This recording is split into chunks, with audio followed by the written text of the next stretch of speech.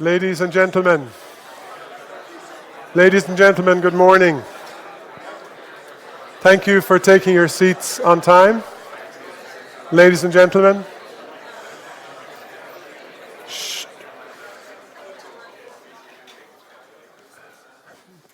Always very hard to bring an audience down, but let me assure you that there's plenty of opportunity for networking and further exchanges right throughout the day. So you will have plenty of time for that. I'm the director of the Renovate Europe campaign, and on behalf of myself and our co-organizers Synergy, our national partner from Denmark, I'm truly delighted to welcome you all to the Renovate Europe Day here in Denmark. I'm going to be your master of ceremonies for the day, ensuring continuity between the different speakers and sessions. I also want to extend a really warm welcome to our roughly 100 online participants. I hope you're connected, and sorry for the delayed start. On housekeeping, there's nothing in particular to say. Fire exit is the way you came in, and throughout the day, Wi-Fi is available throughout the building. There are Wi-Fi code cards. I've seen them around the building. So the day ahead is divided into several sessions. We have this opening session right now, which will feature Commissioner Dan Jørgensen, our Commissioner for Energy and Housing, giving the keynote address. That is followed by a fireside chat with 3 CEOs from major EU companies. Then we have the breakout session. Then we have a coffee break, and then we have the breakout sessions in 3 different topics. One on housing, that will be in this room. One on financing, which will be in the room across the courtyard, and one on commercial and public buildings in the coffee area at the other end. After that, we will have lunch, and that will be followed by a panel debate with MEPs and business leaders, and site visits in the afternoon. And if you still have the energy, and I hope you will, there's a drinks reception here this evening, and I will make a short speech to wrap up the day during that reception. So before we actually make a start on the content, I wanted to thank as well all of the companies who have made this possible. Their support has been very generous, and we've had a wonderful input from them for the work that we've been doing ahead of today. So now it's my great pleasure to introduce you to Julie Kestrup. She is President of Efficient Buildings Europe, the legal entity behind the Renovate Europe campaign. Julie.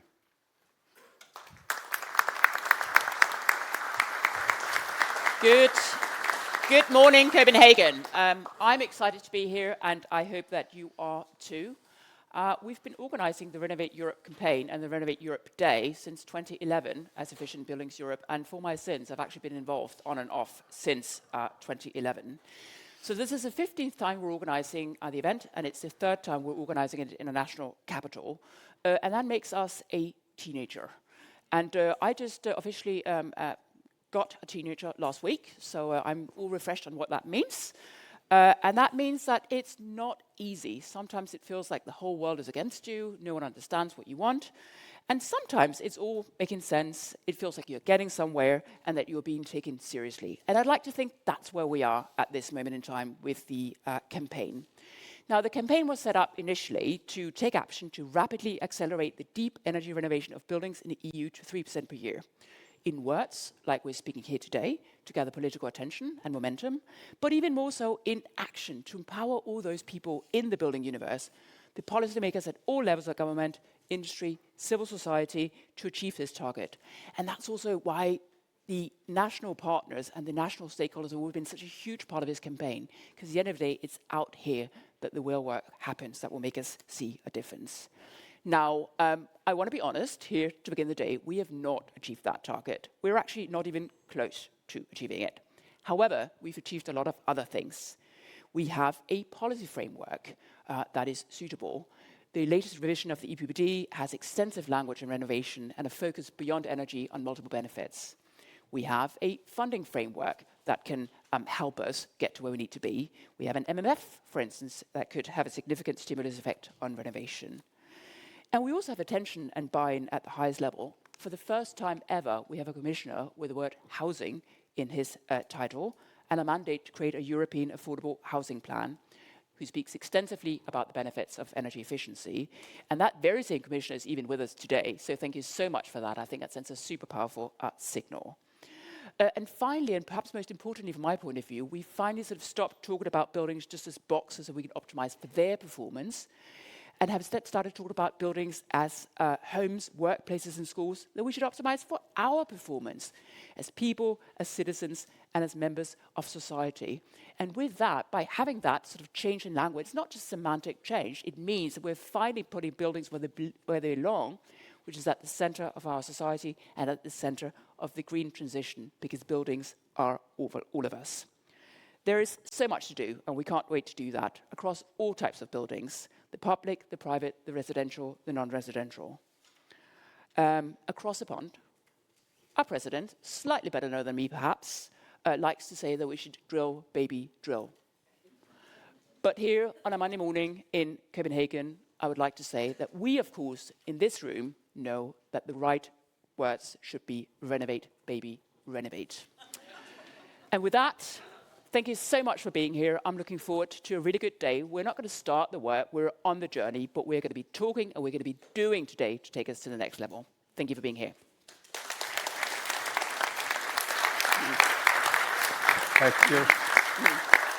Thank you, Julia. So I'll be very brief. I'm Morten Helveg Petersen. I'm chairing Synergy, and I have the great privilege of welcoming you all and introducing the Commissioner, Dan Jørgensen, a good old friend, one of the hardest working men in Brussels these days, with such a tall agenda. And I think it's so important to acknowledge all the hard work you and your good people are doing, Commissioner, in terms of keeping energy efficiency on the agenda, which is by no means a given. I mean, we could talk and preach to the converted, but it is not a given thing in so many member states. Policy-wise, we have a new composition of parliament, we have a new European Council, so it is not a given. This is why we need good people to fight hard to keep these issues on the agenda, and this is why it's such a privilege for me to give you the floor, Commissioner. Dan Jørgensen, please.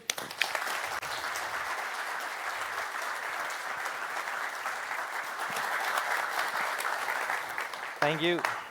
Thank you. Drill, baby, drill.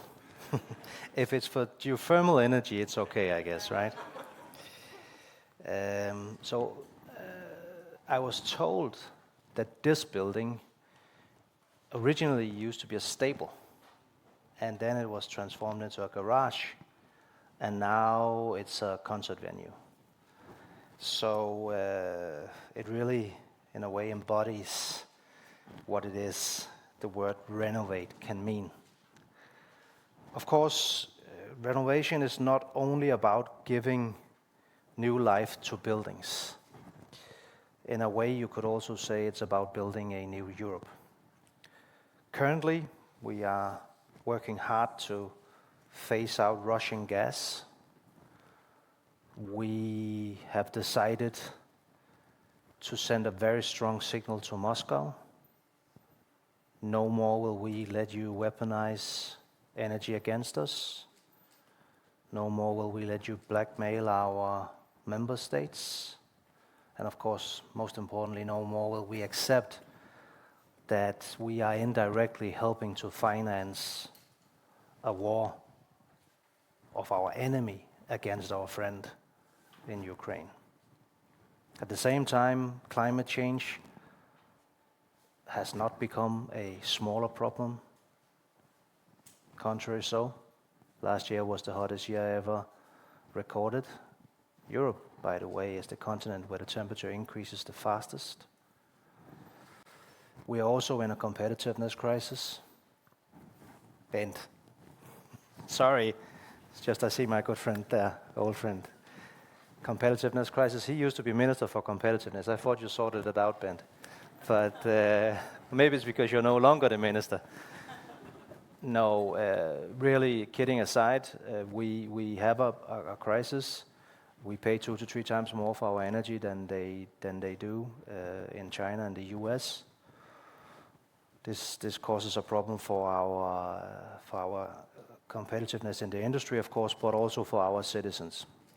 Last year, 47 million people were not able to adequately heat their homes in Europe. This is, of course, totally unacceptable. So, yes, we are in a process of renovating and rebuilding Europe. This is not small things. Energy is not something that is just nice to have or that plays a small part in a bigger picture. Without energy security, there's no security. Without access to affordable energy, there's no industry and there's no competitiveness. Without energy, there's no prosperity. So energy is at the core of it all. And right now, buildings account for around 50% of EU's gas consumption, just to give you one example. 85% of EU's buildings were built before the year 2000, and 75% have poor energy performance. So yes, we do live in the part of the world that's probably the best place to live. Yes, we are extremely modern. Yes, we've come far. But if 75% of our buildings do not even live up to the most basic standards that we have, it does show us that we have a huge problem. On the other side, it also shows us that we do have a huge potential. In the last mandate, when Morten served in the parliament, many other good people did, a lot of very good legislation was passed. Extremely ambitious legislation was passed. I think the very unfortunate situation created by the war, in combination with the very fortunate situation that finally there was a momentum in our populations, with our citizens, to fight climate change, made it possible to get the Green Deal through. I was in the meeting as Minister of Climate and Energy for Denmark when Kadri Simpson, my predecessor, first presented the plan, and it was by no means a given. I think it's okay that I say it now, even though there's cameras and even journalists in the room, but she presented the ideas for us ministers at an informal lunch, and all ministers commented, and there was only one who was positive. I'm not going to tell you who, but nobody thought it was possible. Nobody. But then things did change. The terrible war, of course, but even before that, a momentum to fight climate change. Now, why do I mention all of this? Well, first of all, the positive message is, of course, if Europe wants, when Europe wants, we can deliver even fast, even things that are far more ambitious than we thought when we went into the negotiation room. But I also have to say that that momentum is not there right now. You're not winning elections in Europe, with a very few exceptions maybe, but in general, you're not winning elections in Europe right now by putting climate change at the front of the agenda. It's sad. I wish it wasn't like that, but that's a fact. Now, the other very, very, very important challenge that is then indeed on top of our agenda, security, is the key for us to stay on track also for the sake of the climate, as is the agenda for competitiveness. So Professor Draghi in his famous report mentions energy more than 700 times. And he says there's three things we need to do. We need to deploy more renewables fast. We need to be better connected as an energy system in Europe. And we need to have better energy efficiency. This means that even if you are a policymaker representing a country where the majority is not for the green transition, even maybe against the Green Deal, probably you are still representing people that want safety and wants lower bills. And this is also why we haven't seen a big backlash. We haven't seen backtracking. If you think about it, last summer after the European Parliament election, were the parties that ran on a platform saying to roll back the Green Deal won big. If you look at who has the power in the 27 member states and thereby which ministers they send to Brussels, if you look at the composition of the European Commission, you don't need to be a professor of political science to make the analysis that, okay, maybe then the green transition is under pressure. Of course it is. What's probably a little bit difficult to explain even for a professor of political science is why it hasn't happened. And the answer is, first and foremost, we have an interest in making this transition happen, even if there was no such thing as climate change. Second, we also do have a commission, and we also do have, I would argue, in general, even despite the tendencies that I just spoke about, a general acknowledgement that climate change is a problem. We do need to tackle it. Then we can disagree about how fast it's going, and we can disagree about which tools to use and who will pay. But we are not where, unfortunately, for instance, our friends at the other side of the Atlantic are, which is in a place where they're still taking the most fundamental discussions, whether or not we have a problem or not. So yes, I'm certainly not neglecting the challenges.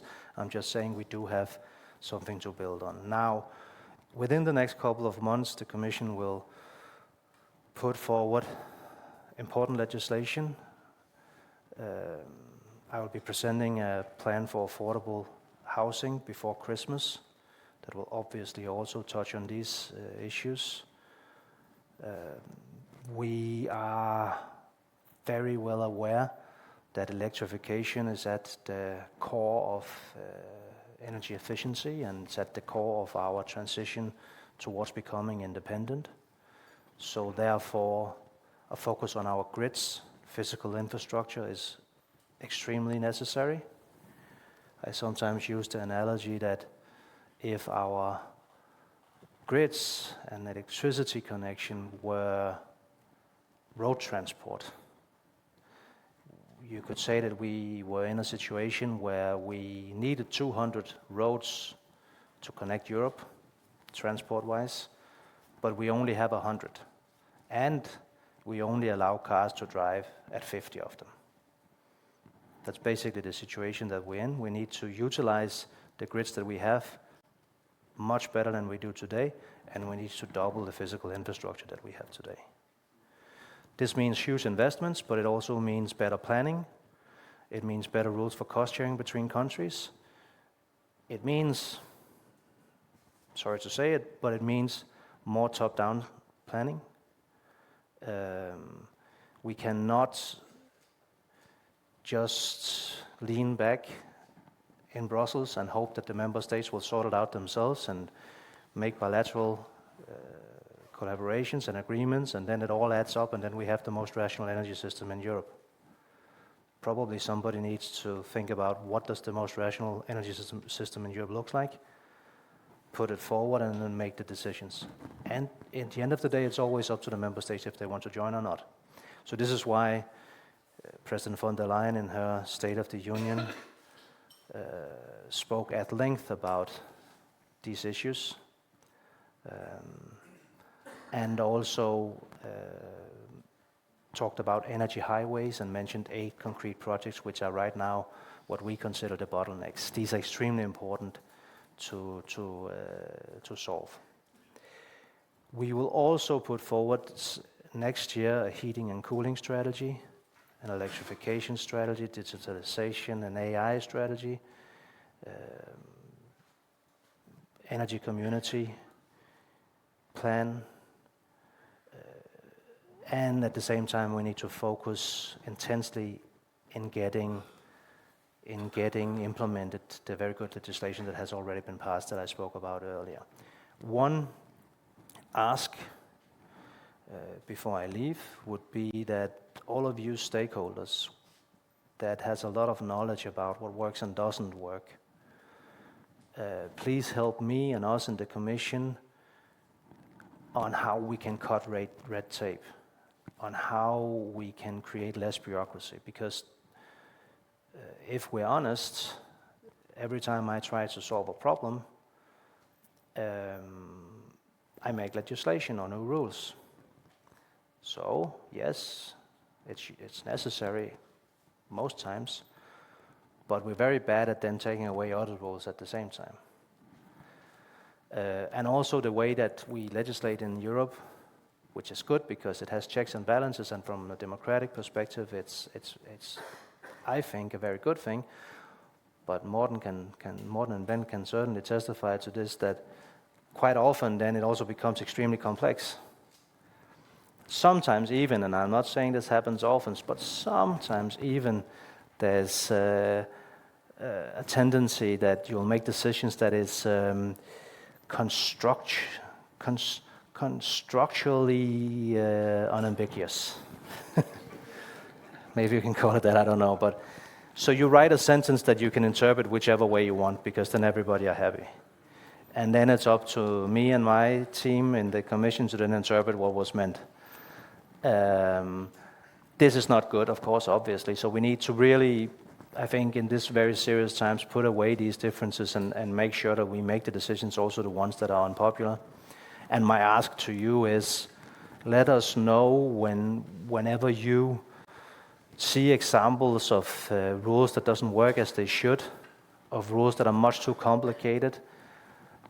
Even I would ask you to be so altruistic as to point to areas where, even if it's in your interest that that rule is there, probably there's a lack of proportionality.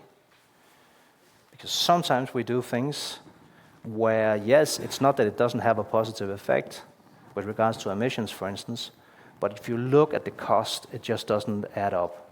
One example of that is CBAM, where my colleague Wopke Hoekstra has put forward a proposal to revise that legislation, because it turns out that if you take out a lot of the smaller and medium-sized enterprises of the legislation, you almost won't be able to see it at the reductions, but it'll take away a huge bureaucracy for hundreds of thousands of companies.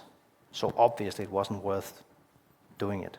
That's one example, and I really would encourage you to think long and hard on where you see in your daily work we can do better, because, and this is not meant as a threat, even though it might sound like it, there is a huge pressure on the Commission to also simplify and slash rules in the energy sector.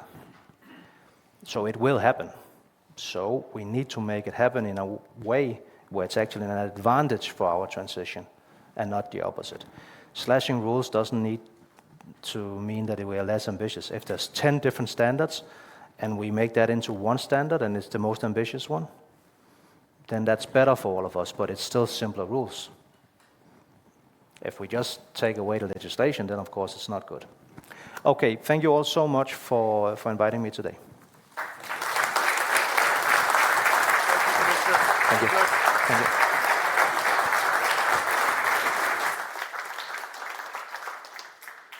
Thank you, Commissioner, for those words and the pragmatism with which you approach the problems that we are facing. And in line with what you asked, I just wanted to let the audience know that this morning we had the opportunity to hand the Copenhagen commitment to the Commissioner. And that commitment has been signed by 70 organizations and companies already, and it is open for further signatories moving forward. In it, the companies and organizations commit to 4 things. Commit to boost their manufacturing capacity. Commit to invest in people and skills to meet the challenges ahead. Commit to innovate, to develop integrated solutions and new business models to accelerate renovation. And commit to co-organize with the Commission a moment each year to do a stock take of progress and to keep ourselves on track. Copies of that will be available to you during the day, and I hope many more of you will decide to join in that effort. So now it's my pleasure, my great pleasure, to invite my friend Oliver Rapp from the Buildings Performance Institute Europe to take the stage. Oliver is Executive Director at the Buildings Performance Institute Europe, and he will set the context for the debates that we're about to have today. Oliver, 10 minutes. Thank you very much. Yeah, that's okay. Thank you very much for the invitation and the opportunity. Oops, now we have a... I was invited to do a scene-setting presentation to give an overview about the future of efficient and affordable buildings in Europe. Wonderful, thank you very much. And that's not an easy task to do within 10 minutes. And I've decided to give you a rather broad brush picture about the situation we're in. I want to talk about data, I want to talk about policy, people, and paradigm. Starting with data. What you see here actually is a chart which displays a lot of good news. This is the energy demand for heating in residential buildings only in Europe. You see that the bars are decreasing in size over time. And actually what this means is that we saved about 10% of energy between 2018 and 2023 for heating of European homes. What this chart also shows you is the share of the individual energy sources used to heat our homes. The bottom parts are the fossil fuel energy carriers, oil, gas, coal, and you see that they're declining over time. And in fact, in 2018, they made up about 55%.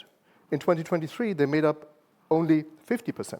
So a decrease there. So that means we're seeing a fossil fuel phase out slowly over time. We're seeing a fossil fuel disregard because we're also seeing that the renewable energy share, which is the small green part there in the middle, has more than doubled within 5 years.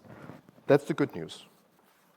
When we then look at other data, when we, for example, ask the question, well, okay, we talk now about renewable energy for heating in residential buildings only. What about the whole set of buildings? What about the commercial buildings? We also see that this is growing on the left side.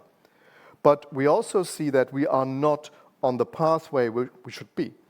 The dotted light blue line is the pathway where we should be, and that's not a pathway we came up with. It's actually modeled on the DG Energy's mix scenario. So it is an ambitious scenario, but not an unrealistic scenario.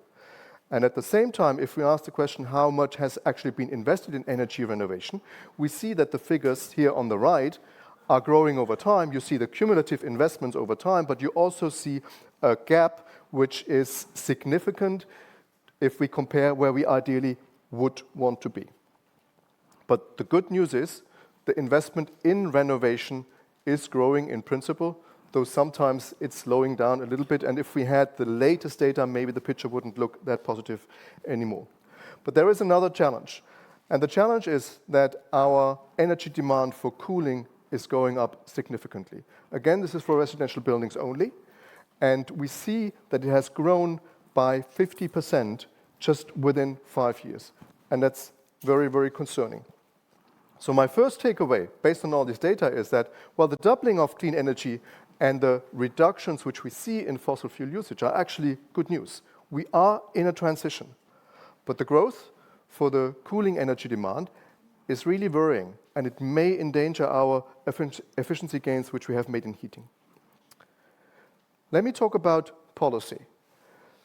Policy is very important to drive this transition, and you all know that member states have to develop national building renovation plans in a first draft by the end of this year and in the final version by the end of next year. So we wanted to ask the question, well, what's actually happening at this very moment in the member states? We did a survey in the summer, and this survey looked at the question, are public consultations happening? Is something happening in the member states to prepare these national building renovation plans, which should ideally be sent to Brussels the very latest on the 31st of December this year? We did this survey also with the help of many national Renovate Europe campaign partners, so thank you very much for that. But I have to say that the result was rather disappointing. Basically, almost all of the responses said, not much is happening in my country where I'm based. The respondents said, well, we don't feel included. We don't even have enough information whether these national building renovation plans are being drafted. And we see big capacity gaps in the national governments, in the national authorities who are supposed to deliver these national building renovation plans. And of course, that creates a lot of political uncertainty and questions the continuity of these building renovation plans, which is a big issue. And so we all know that these national building renovation plans are extremely important to decarbonize our building and to deliver all these benefits which we are convinced about. But they will only work if citizens really involve, if governments really involve the citizens. And if it's anchored in a broad stakeholder community and a broad stakeholder consultation process, which is unfortunately not happening at this point in time. Let me talk about people. We are running a project with our partner Velux to develop the Healthy Buildings Barometer, and the next edition will come out in 2026. For this, we have done a survey as an input, asking the question what European citizens actually think about healthy buildings. What are their perceptions? We surveyed over 6,000 people in 6 countries with a more or less equal gender balance, and we did it in all geographies. And what we found is that there are a number of really concerning answers. For example, we asked people, do you think your home is equipped to deal with heat waves, with extreme temperatures? And 45% of the people said, no, my home is not equipped to do that. And when we asked the same question for other types of buildings, for educational buildings, for schools and universities, the answers are really more negative. 48% think that schools are not fit to deal with heat waves. Over 50% think the same for universities. So that is a real problem. Because if our buildings cannot cope with heat or cold, extreme cold, our citizens cannot. Our citizens are not resilient, our societies are not resilient. And we need to simply invest more to make sure that the resilience is increasing. When you then ask people, well, what should actually be done? 60% agree that there should be more regulation, ideally, to support health and well-being and to support renovation. And if you then ask whether there should be more money allocated to that question, of course, the same amount says yes, but they even say yes if it means to reallocate funding from other policy fields to that. So there is an overall recognition that renovation and the health performance of buildings is very, very important. But at the same time, asking people, well, how much do you actually know? Are you aware about rules, regulation, guidelines? 70% say no. So we know that people care about the health performance of buildings. They want action, they want clearer rules, they want more funding. But we also know they need to have more information. They need to be better informed. And one of the other questions we asked had to do with, of course, we wanted to understand what barriers do people perceive. And again, one of the biggest barriers was, of course, the financeability of investments to upgrade buildings. That most often comes first. But again, the question about information, knowledge, awareness, access to independent advice featured very, very high. People could often tick several boxes in that. And so it's not only 14%, which sounds like a low figure, which have this concern, but in fact, it's one of the issues which were mentioned as barriers. And so we know that more funding is absolutely essential and is absolutely necessary, but it will not solve the problem if we only throw funding at people. We need to really work on the awareness, on the services, on the understanding. And that brings me to my final thought about the paradigm. Now, this is a complex chart, and I would like to explain it briefly. Also because the Commissioner mentioned that there will be a plan for affordable housing issued before Christmas. I think that's very good news, but we need to ask the question, well, what actually is affordable housing?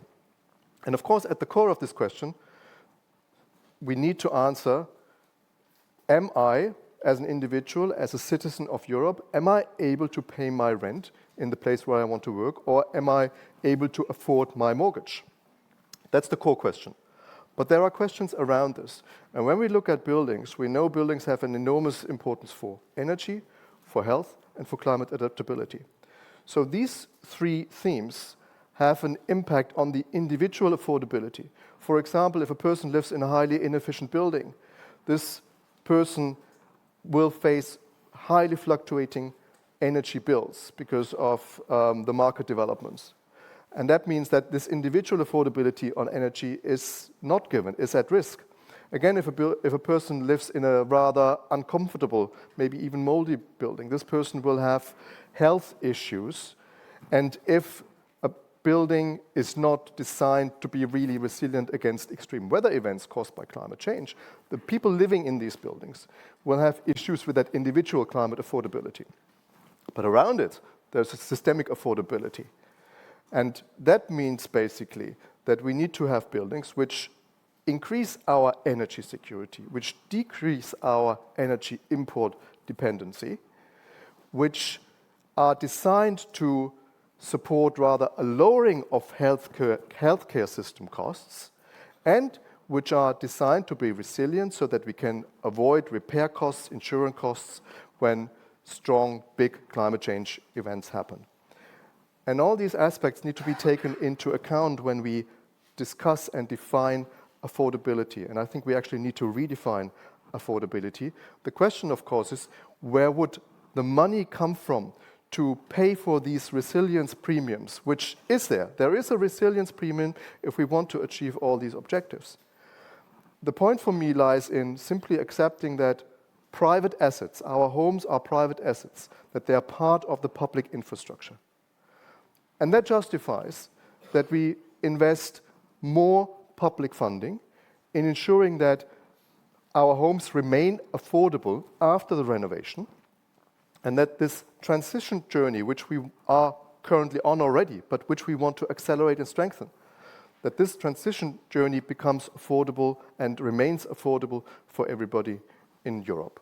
And that's one of the big paradigm shifts which we need to manage to achieve. And with that thought, I would like to leave you, and I look forward to the discussion this day. Thank you very much.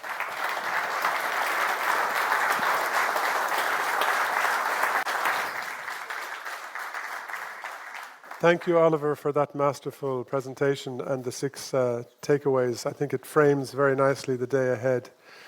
And just while the stage is being set up, your thoughts on education and buildings struck a chord with me, because the Renovate Europe campaign has just launched a call for all educational buildings to be energy renovated by 2035.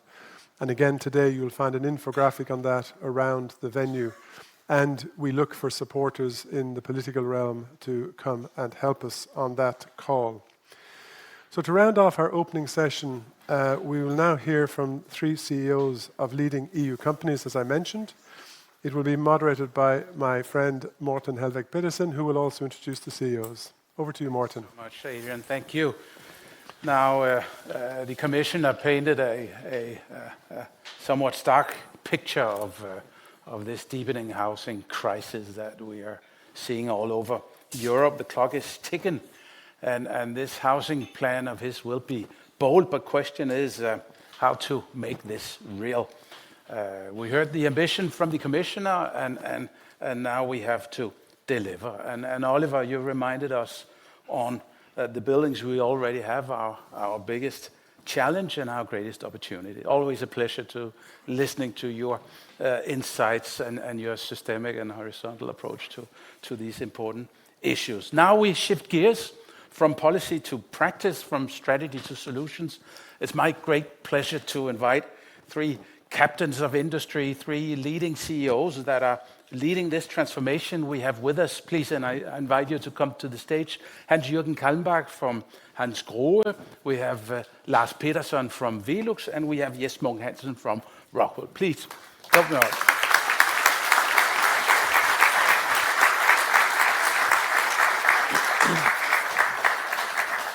So let's, we're not supposed to have a fireside chat. There's no fireside, but even though we'll see if we can get through this. Now, yes, let me start out with you.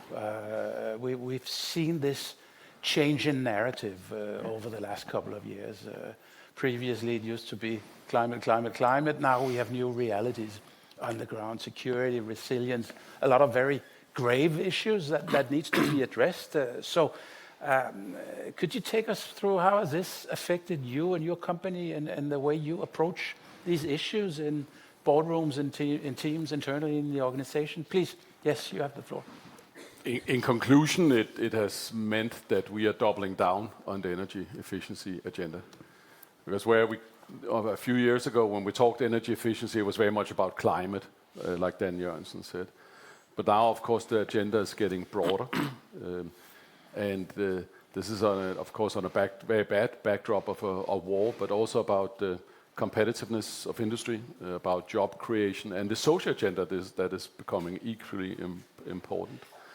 But in totality, as a company, we see, of course, a huge opportunity to contribute and to be part of solving these critical issues for society. So we're doubling down. We are right now on a very specific level. We are constructing 5 more factories in Europe, which is a massive investment. And this is a construction industry that is in an absolute downturn. But it takes us a couple of years to get up in gear and build these factories. So we think the fact that the agenda now is a broader political agenda is, in a sense, besides from the terrible backdrop of the war, that it's good for energy efficiency. And end of the day also will help the climate challenges in the long term. Because when the agenda is so broad and it's about competitiveness, it's about jobs, it's about the social agenda, then I think it's also easier to defend from a political perspective. It's not so easy to attack it with populistic short-term thinking. I think we have a big role as companies to support the politicians, work closer with them, and talk about this and why this is meaningful and why this is important for society. So in short, we're doubling down on the energy efficiency agenda and on our own climate targets. So you don't see necessarily any sort of contradictions between being resilient, being green, competitive, and all these various issues?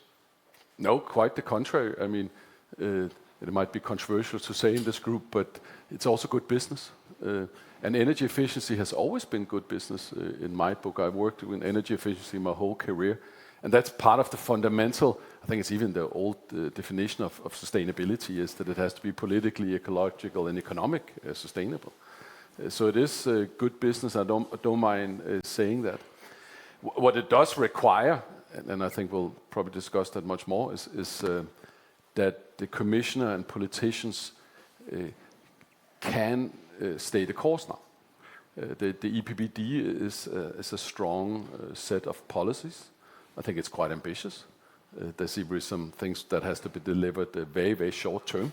And as we just saw, we're already behind on the statistics.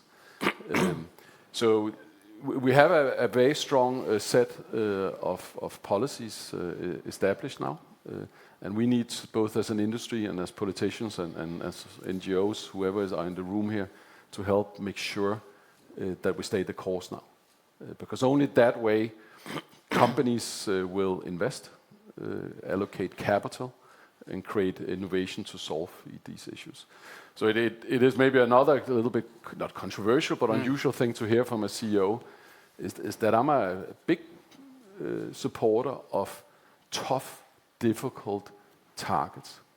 Because I truly believe, and I think we have seen this in the building industry, latest also within the lighting industry, that if politicians, both in not only EU, by the way, the Americans also have done this very well. If we have very strong and ambitious targets we have to meet, that creates a lot of innovation, and it allocates a lot of capital and resources to meet that. And this is where I think we can help each other along. Right. Thank you.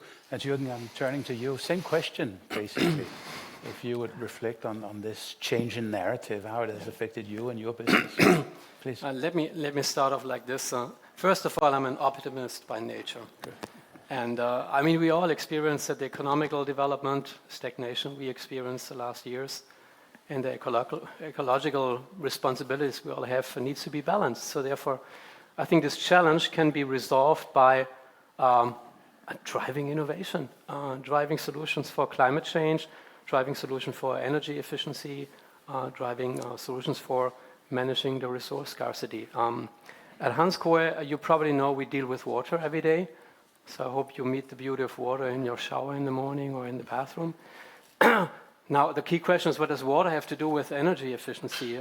And I say a lot, because water heating is contributing with about 15% of their energy use of residential homes.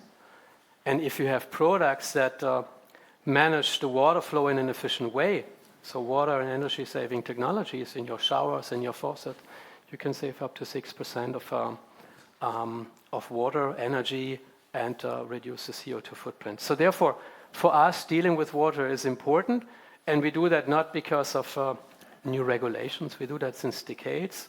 It started with the attitude and the philosophy of our founder, Hans Grohe, and then his family, to deal with products that are really using the resources of the nature in the most effective way.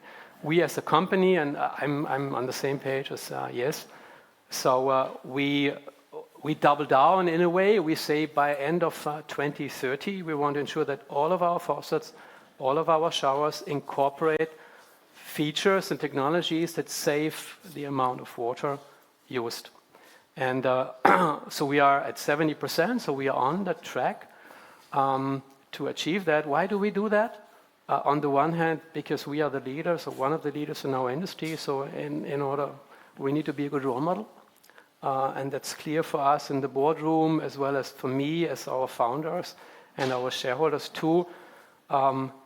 It is a business case as well, because we know a lot of energy can be saved. For consumers, it is a good use of changing the showers or having energy efficient products, because a lot of these products are paying back in a couple of months. And it's also interesting for investors and builders to put in products like that. So therefore, it's a business case. It's the case to stay on a long-term competitive. So that's why, for us, it's not a contradiction. You need to manage it. But in general, I would say, I like some high standards, because that triggers innovation and then triggers industries like ours to think beyond what we are doing.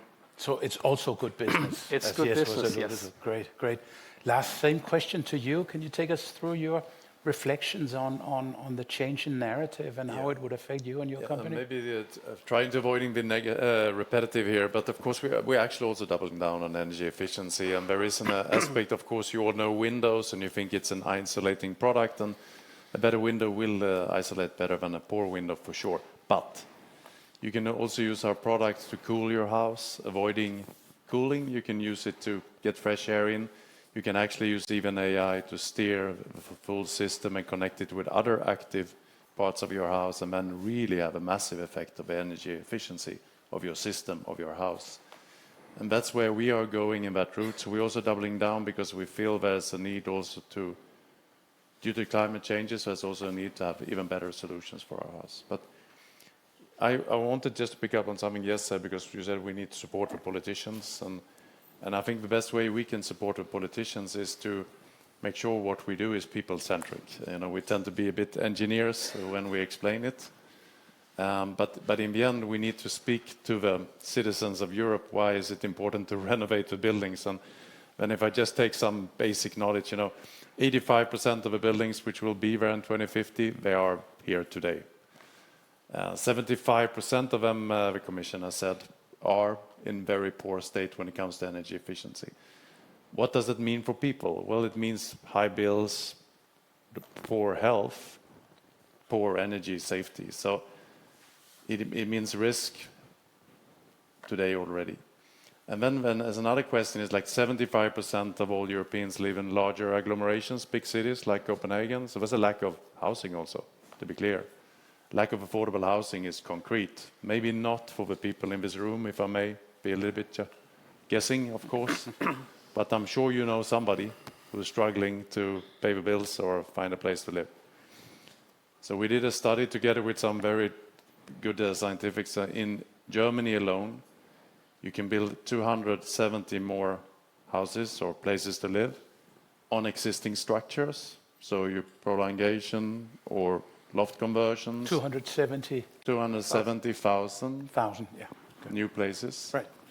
If I missed 1,000, sorry for that. I wanted to be sure. It's such a number, and then you think, okay, anyone can say a number like that. But we checked actually, is it technical feasible? Is it permit feasible? Is it economical feasible? Is there demand in that place? Because not all places in Germany there is a demand, but is there a demand? And can they pay the rent, to your point before? Is it affordable enough, financially affordable? So it's massive. So I think the best way we can support the politicians to stay the course, because I agree they should, is to try to speak in a way which people can relate to. And they can definitely relate to, I want to have a lower bills, or I need a place to live, and it needs to be healthy, affordable, and green. So that would be our reason to do it. Great, thank you. So if we zoom in on this affordable housing initiative that we're expecting to come out of the Commission soon, and we sort of go into some of the details there, how to ensure that buildings then eventually will be green and healthy and affordable, and not one at the expense of the other, if possible. We take it in the same order. Please, yes, would you kick it off? You want me to answer? How? Yes. Wow. I don't have the full solution to it. I have a couple of things, perspectives I would like to share, just some observations and where I think we can solve it. I think also to the previous speaker, the paradigm you showed up here shows the complexity. Two things.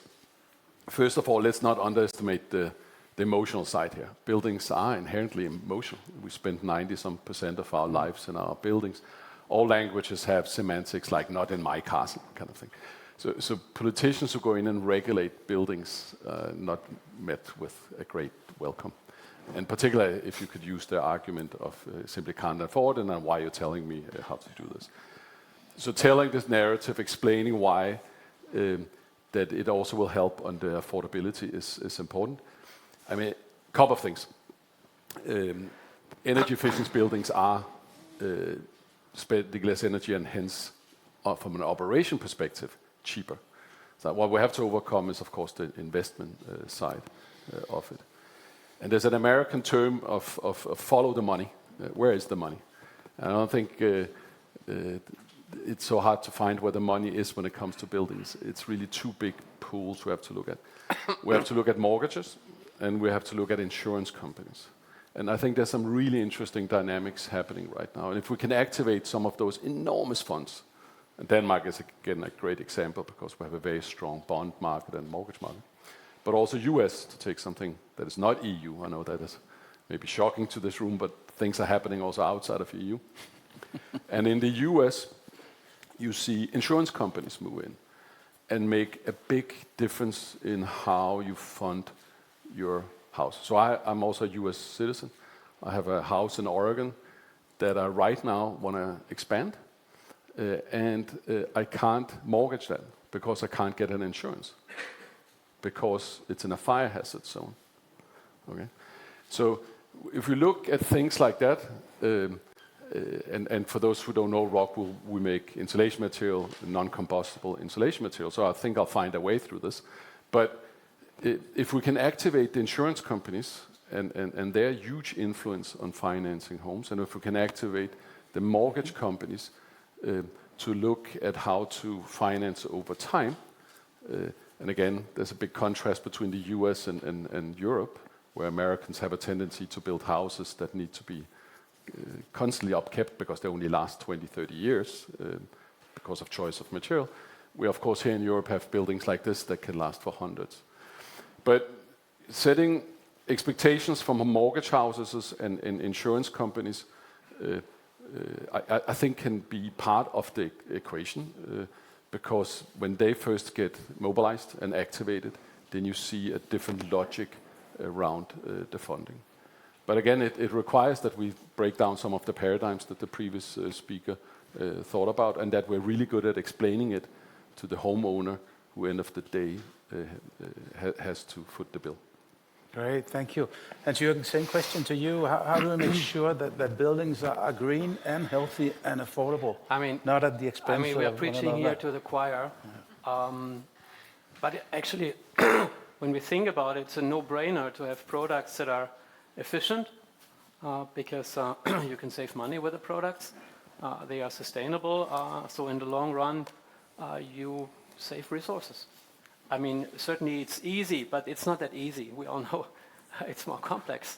And I maybe take the analogy of Hansgrohe. So we work very hard to create conversion for energy-efficient products in the market. Now, faucets and showers, bathrooms are unfortunately not upgraded every year. That would be nice. Usually they are every 7 to 10 years. We spend a lot of efforts in R&D to make the products more efficient. We offer it actually to the same price as regular product to the market. We spend a lot of efforts in sales and marketing to promote these topics so that it's not a reduction of comfort when you have a water-efficient shower, or it's not creating any other hassle. So it's working. So you can rinse your shampoo out of your longer hair if you're a woman. So all is working, and still it's not converting fast enough. Now, when you ask yourself in the morning, I mean, again, you are in the energy efficiency area. You think about that. Others may don't. How many liters are you using per minute in a shower when you shower in the morning or the evening? How much?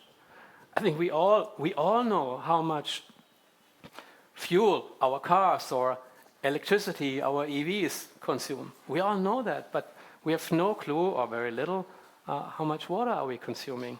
So usually you use 14, 15 liters per minute. So energy efficient showers are 8 liters or even lower. So it's a topic that's not visible. So therefore we need to work on making it more visible. We need to work on promoting it more. We need to change the perception as a company, promoting it that you have great showers with this new technology that gives you also the pleasure of a nice shower. You can clean yourself, you mentally clean yourself. So all of that is working well. There's another bottleneck that's actually a key issue. We may convince the consumer taking a shower that's energy efficient and you have it paid back in 2, 3, 4 months, depending on the energy prices per the country. But the bigger issue is a lot of countries have rentals, so apartments are rented, and the investors and the builder decide what's going into the bathroom.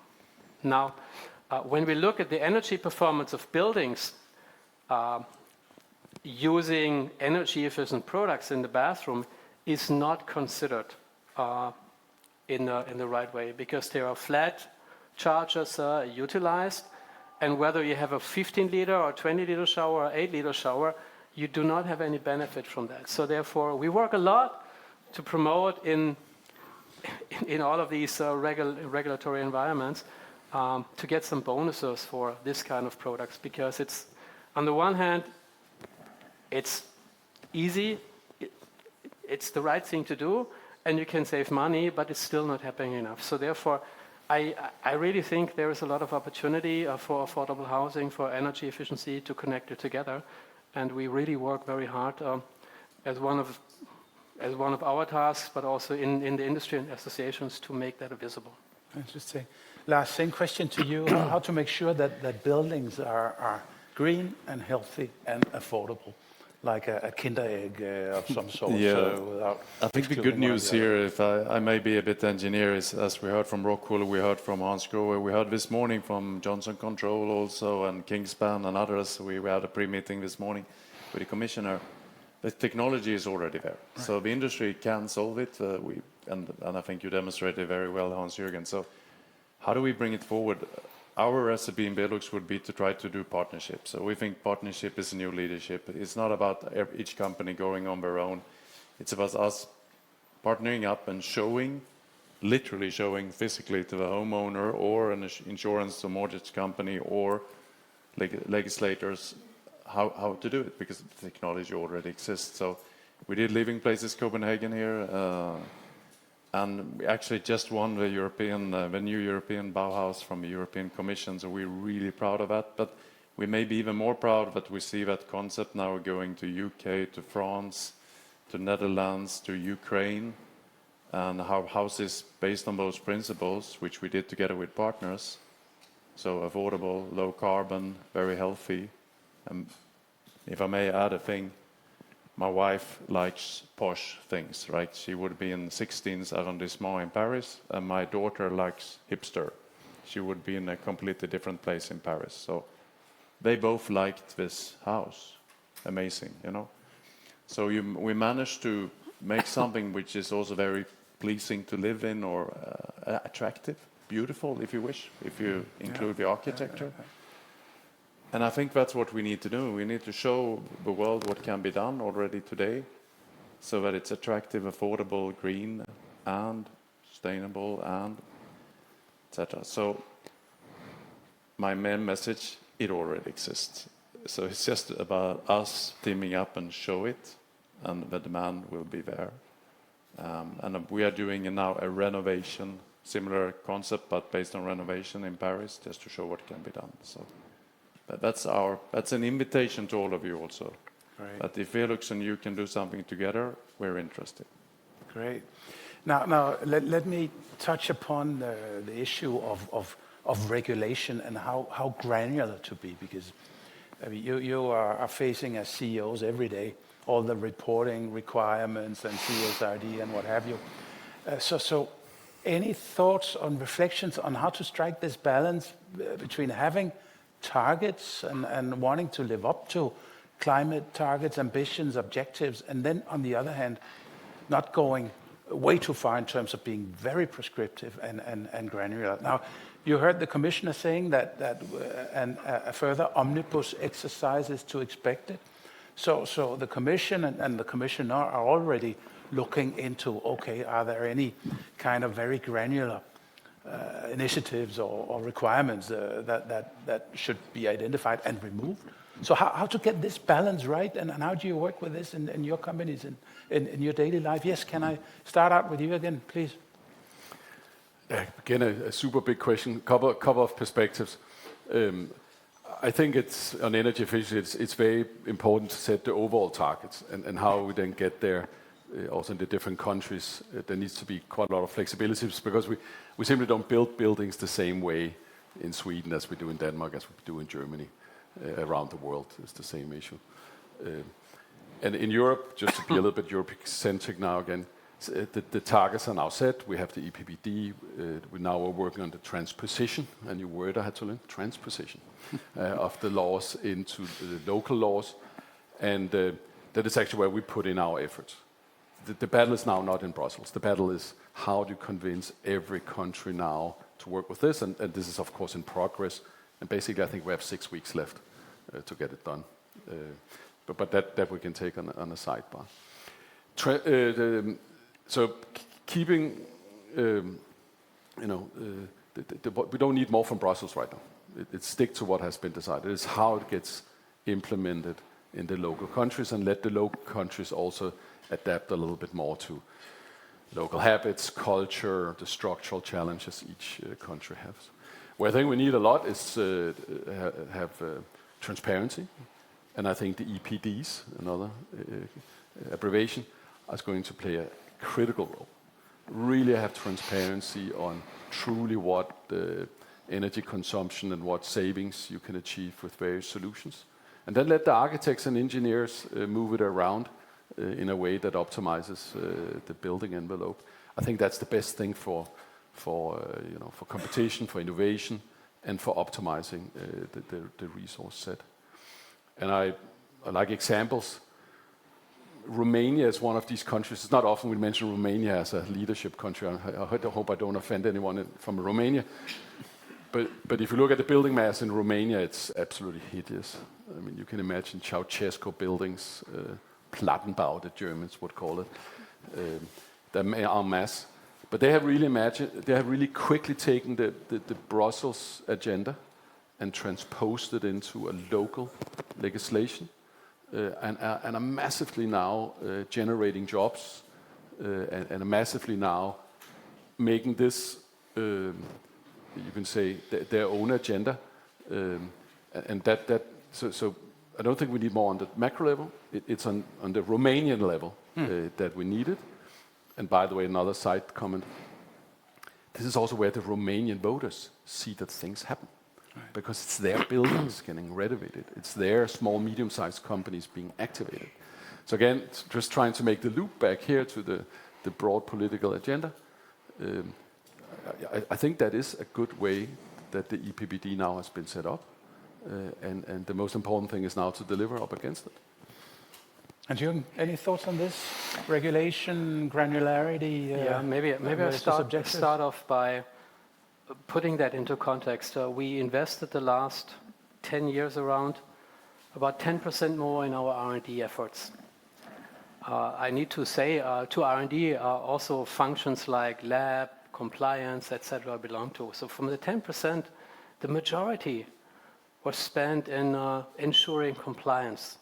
So additional investments in the laboratory, additional investments in compliance management, additional investments in codes and standards. So I think that's well invested, but it would be, of course, much better when you think about releasing regulation, not to push for only obligations, because obligations redirect some investments from innovation to data collection. That's what's happening.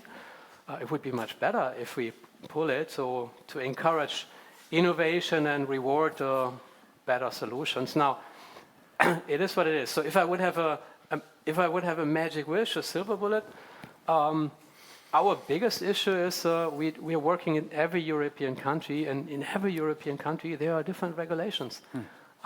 So the EU regulation is then applied with here and there modification or with a different timeline.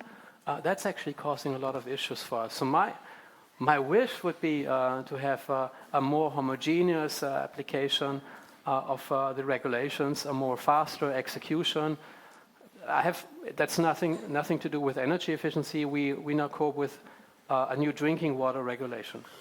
So that requires companies like us to change from 50% of our products. We sell faucets and showers. Faucets are metal products. We need to change 50% of our products, converting certain brass to a new brass. So that's not creating any new business. It's just ensuring we meet the compliance. It's the right intention to do, but it's a lot of work. And the issue we are having is we have the EU regulation that comes effective in 32. In Germany, it's coming to effect in 28. So therefore, we are rushing through things without really creating additional positive impact for the company. And we then need to decide, do we sell in Germany other products than we sell it in Austria? So it's very complex, and I wish we would harmonize more, or like he said, to execute these regulations with a more standard across the country. So I wish also that we are not rolling back with the omnibus solutions and reopening all of the standards we have set over years, because I think good, ambitious standards driving innovation and helping us to become more competitive in the long run. But yeah, we'll see what we experience the next months to come. Last, same question to you. This balance between regulation and... Yeah, I think anyone who's tried to drive transformation in a business or maybe in governments, etc., we know if you ask for 80 things, nothing happens, and if you ask for 5, you might get things to move. So I think it's extremely important to be focused, and I think that would be our advice to Brussels also, that we agree with what has been said before. We need to be very ambitious on what really, really matters. But spamming us with 1,800 data points will not make us better as a company. And the size of our group, we can probably handle it, but it costs a lot of money and resources. And those money and resources are literally moving away from changing things like decarbonizing our products or making some circular movement, something which is really important in the real life. Instead, we are spending it on reporting something which is not material. And so there, I think that the idea of the omnibus, the idea of trying to make things simpler and sharper is a really good one and a healthy movement, according to me, and Velux in European politics. But we do not want to let go of ambitious targets. They need to be there. And also, if I may ask for a last thing, it's long-term is important. When there are changes like this, most investors just stand still. I think whether you're a private person in your home or whether you are investing in some other large facility, if regulations change, you just wait. Because the risk is too high, so you just wait. And there's a lot of waiting going on right now, which is not good for the built environment and it's not good for people. So stay the course, but take away all the things around. Make sure their priorities are straight. Now, you already alluded to it as well as you did, Hans Jørgen. So, last question to this panel. So, if you had sort of one wish, the magic wand you alluded to before, I mean, only one. I know it's a difficult exercise, but if you were to pick and choose, and you had one wish that would be fulfilled, what would that be? Please, yes. Yeah, but I think we have the magic wand. Implement the EPBD as planned. Hans Jørgen? Yeah, I would agree. Implement it and try to harmonize it further. Lars? Stay people-centric. Stay centric on the end consumer. If that's a one word, but consumer-centric. Great. Thank you so much for all your insights and reflections. And,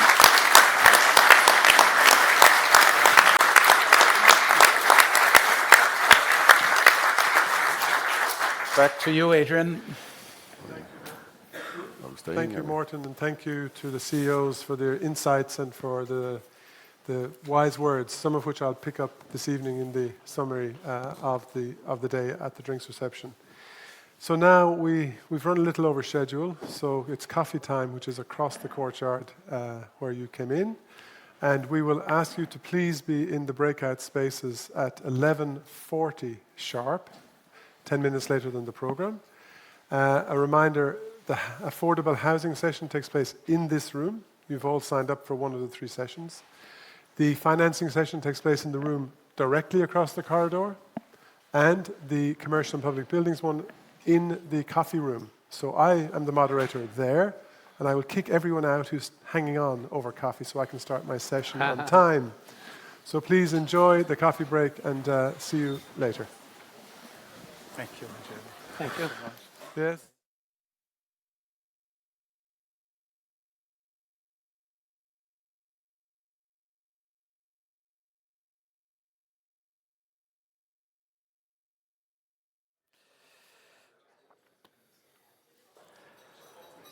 Okay, good morning, everyone. My name is Rémi Colombet. I'm the head of policy at Efficient Buildings Europe. Thanks a lot for attending this session. It's the first panel on affordable housing as a driver of the transition. So let me bring to the fore all my speakers, Tristan and Alicia from Eurogypsum, Susanna from Habitat for Humanity, and Rasmus from Grundfos. So, as we've heard this morning, affordable housing is a key topic for this commission. we've all heard the numbers, and the crisis is more acute in some member states than some others, but a collective answer has been deemed important. And for the first time, we have a commissioner for energy and housing that has been tasked to deliver an affordable and sustainable housing plan by December this year. And we've recently learned that the schedule has been accelerated a bit, so they're working really hard on it at the moment. And obviously for us, and regarding the topic of the day, we'll look into what renovations and energy efficiency can do to deliver affordable housing. As you probably know, about 11% of the EU population is in energy poverty situation. And this is something where we clearly see that having a holistic perspective on affordable housing is needed to address one of core concerns of our citizens.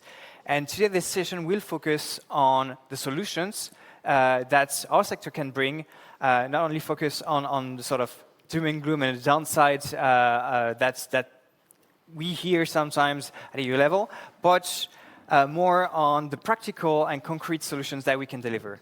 And with no further ado, I'll go to our first speakers of the day, who will present on vertical extensions. So, Tristan, Alicia, the floor is yours. This is a clicker, just need to press there. Thank you very much, Remy. I don't know if, the mic is working. Thanks a lot for the welcome and the welcome in Copenhagen and the nice introduction. We represent, with my colleague Alicia, we represent Eurogypsum, which is the European Association for the gypsum supply, gypsum product manufacturing industries. So our members provide lightweight, low-carbon, recyclable, fire-safe solutions for construction, for renovation, for repurposing of buildings.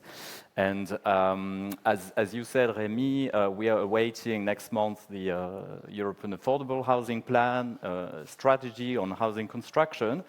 We are aware of this context of housing shortage in Europe, and we see that, of course, a lot will come from building new construction. For sure, there is a lack of construction, but there is also a huge potential in the existing buildings, a potential for the renovation, potential for the recycling of buildings. And I think that's important in this session to explore this complementarity between this renovation agenda and the new housing supply agenda. And here, what we wanted to report or to brief you about is focusing a bit more on the upcycling of buildings, let's say recycling and upcycling in the sense of vertical extension. So looking at how we can add floors to the existing building stock in Europe and how this could help provide further housing supply, but also at the same time renovate the buildings and make it, let's say, cost efficient at the same time. And this is something our association has been working on together with a lot of different stakeholders. We have this Build Light campaign, and our goal is really to connect the dots between the industries, the different stakeholders, the policy makers, the architects, the academic world, and look into the real potential for this vertical extension and what is needed to make it happen. Alicia, maybe you can say a few words about more specifically on the advantages of vertical extension and features. Yes, of course. So, in our opinion, vertical extension is a very smart way to think about the provision of housing because it allows you to provide the housing where it is most needed.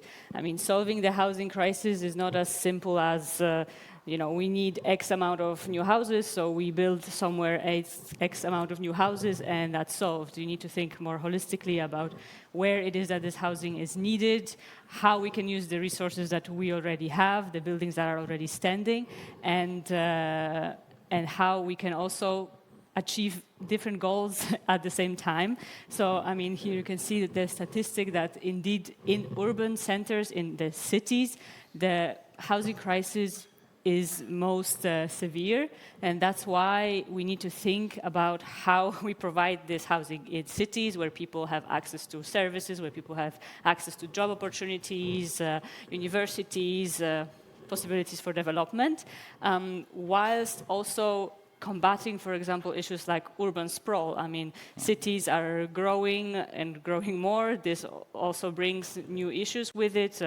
Obviously, people have to commute to work, traffic jams, less green spaces. So thinking about how we can provide this housing where it's needed whilst also not causing more issues. And that's where vertical extension comes in. Just here you see a few pictures to visualize how it looks like, and to also show that it already is done, not maybe on a huge scale, but there are examples in different places in Europe. So here we see obviously Germany, the Netherlands, Belgium, a few more examples here, so Barcelona, Austria, also Brussels. So it's just basically taking the existing building and building on top of it, providing more housing in the same land that is already used for a building. And it has many advantages. So, like I already said, combating urban sprawl, preserving the green spaces in cities, but also it can be combined with the renovation of a building. So we can, at the same time, provide new housing on top of it and use also the kind of new value that's generated from this new housing to invest into the whole building, providing also value for the current residents and improving energy efficiency, obviously also adding features like an elevator, so improving the accessibility of such a building. In a lot of the old buildings we have in urban centers, there are no lifts, they're not accessible for older people in a lot of times. So it's a big improvement to the current residents. And these solutions, putting new buildings on top of the existing, obviously it's a bit of a complicated matter. It's not so easy to go and build on the roof of someone's buildings. That's why also it uses innovative building techniques, off-site construction, modular construction, to make it possible to build in the shortest amount of time, to minimize the disturbance to the current residents. And using these technologies, it's really possible to create new housing in a very short amount of time. In certain examples, even in just a few days, the housing unit can be created in an industrial environment, in a kind of factory, brought to the site, connected to the rest of the building, and that's basically the job done. So for today, we just also wanted to show you one short example case study. It comes from the Netherlands because it is really the country where we see the biggest drive, the biggest momentum on vertical extension. Of course, the country is experiencing a very severe housing crisis, and let's say they do not have that much land to play with. So they have to be innovative. I mean, the Dutch already conquered water, so now they have to also conquer the housing crisis. And they are thinking more really from the top down, kind of about how to plan this use of land. And this example that we are showing here, it's from Amsterdam. It was a project led by Creative City Solutions, and they added 10 additional housing units on top of an existing building. The new buildings are obviously very efficient. They achieved the A+ label. They were built using lightweight constructions, obviously, so not compromising the existing structure. And because of this sale of the new housing units, it was possible to generate 700,000 euros for the upgrade of the existing building. So also providing upgrade of the comfort of the current residents. I mean, we have a video we can show. If it works. Yeah.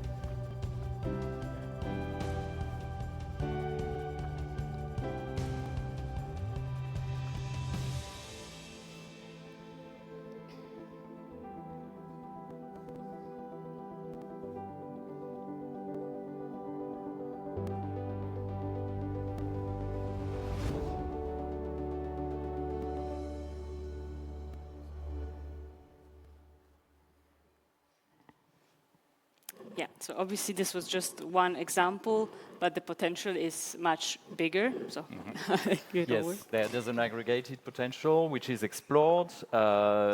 Currently, there is no real assessment at EU level of this potential, which is something that is missing. But we see a lot of studies in Germany with the University of Darmstadt that expected up to 1.5 million housing units that could be gained through vertical extension. We heard also, I think, this morning from Velux CEO mentioning also another probably more realistic figure or actionable figure of 270,000 housing units.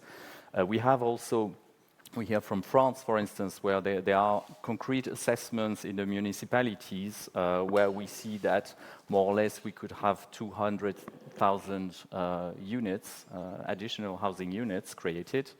And as you said, there are also like concrete local initiatives to promote this potential. So this is really something where we believe probably we could be in the range of several million housing units in Europe. Hence the interest for housing supply and renovation.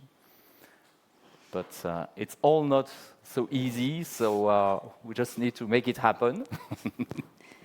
Yes, so I mean, like we said, we had many exchanges with architects, local authorities, people that are working on these projects in their daily life. And what we learned from them is that really what is missing is to take this solution to scale and to realize this potential. I mean, like we've heard from the estimates, basically around 10% of the building stock could be elevated, but nowadays less than 1% is realized. And so a few things that could help. First of all, simplified permitting. It is very difficult nowadays to realize these projects because the case for building on top of a roof is really difficult to classify this, to get also funding and so on. Criteria, so it would help if the criteria for selecting the most appropriate buildings would be done kind of on a member state level or municipality level, that really there is a selection of the best buildings where this could be realized and it presents the best opportunity. More public awareness. I mean, people generally are not aware that such a thing is possible, and therefore also it creates this kind of skepticism, approaching people and telling them, we would like to build on top of your building. People are, it sounds like it's going to be a lot of trouble. And so more understanding kind of generally about what this means, what are the benefits that can come to the residents, also what it means for the process would be very helpful. Local capacity, so exactly sharing these best practices. Some municipalities are more advanced in this. In others, this is not really a concept that's explored at all. So the exchange should be supported, and obviously broader evaluation of this potential. We have the local estimates, but having a more broader figure at the EU level or more municipalities evaluating would also be very needed. So I think that's all from us. So thank you so much. Thank you very much. And I will come back to you, but just to make sure that everybody has proper time to speak, I'll go to Susanna. So in Brussels, some people think cheap new build is the way forward to address the affordability crisis. I understand you have different ideas and you've looked at vacant housing. So please enlighten us. Thank you. Can I actually stand up, as I will be referring to the data, so that will make my life easier for the next 10 minutes. Good morning, everyone. So my name is Zuzana Matlonova, and I'm representing Habitat for Humanity International. We are an international non-profit organization, and our core is to provide the housing, especially for low-income families and individuals all across the world. Besides the fundraising activities with which we are serving the Global South and the Asia Pacific, we are also having Empty Spaces to Homes program within the affordable housing program within our organization. And actually in this presentation, I will lead you through the program of Empty Spaces to Homes, which I believe speaks volumes only by its title, because the vacant spaces, and also the renovation resonated also in predecessor speakers in previous presentations. So we believe that we are the part of the solution. I will actually lead you through some very basic data to frame this issue, but as we were discussing before this session, it's the matter of perspective. It's issue/opportunity. It depends how you look at it. So, why repurposing matters? As you can see, we are facing quite a paradox in Europe. On one hand, we have 2 million people that are experiencing homelessness each year in Europe. On the other hand, we are having 47.5 million empty homes across Europe. I will elaborate on this figure because it might be a bit biased, what this actually 47.5 million entails. It entails all of the empty spaces, even the spaces that are not really out there on the market because there are second homes, seasonal homes, speculative approaches, and I will elaborate on that figure later in the presentation to deep dive more.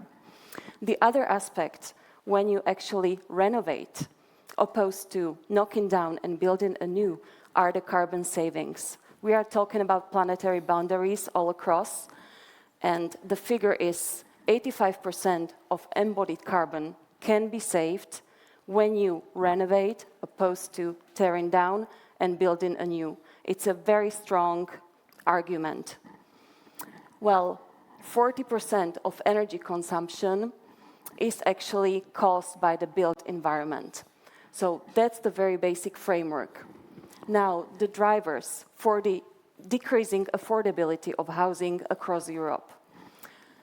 When you look at this, it's always about the supply and the demand side. That's how the market works.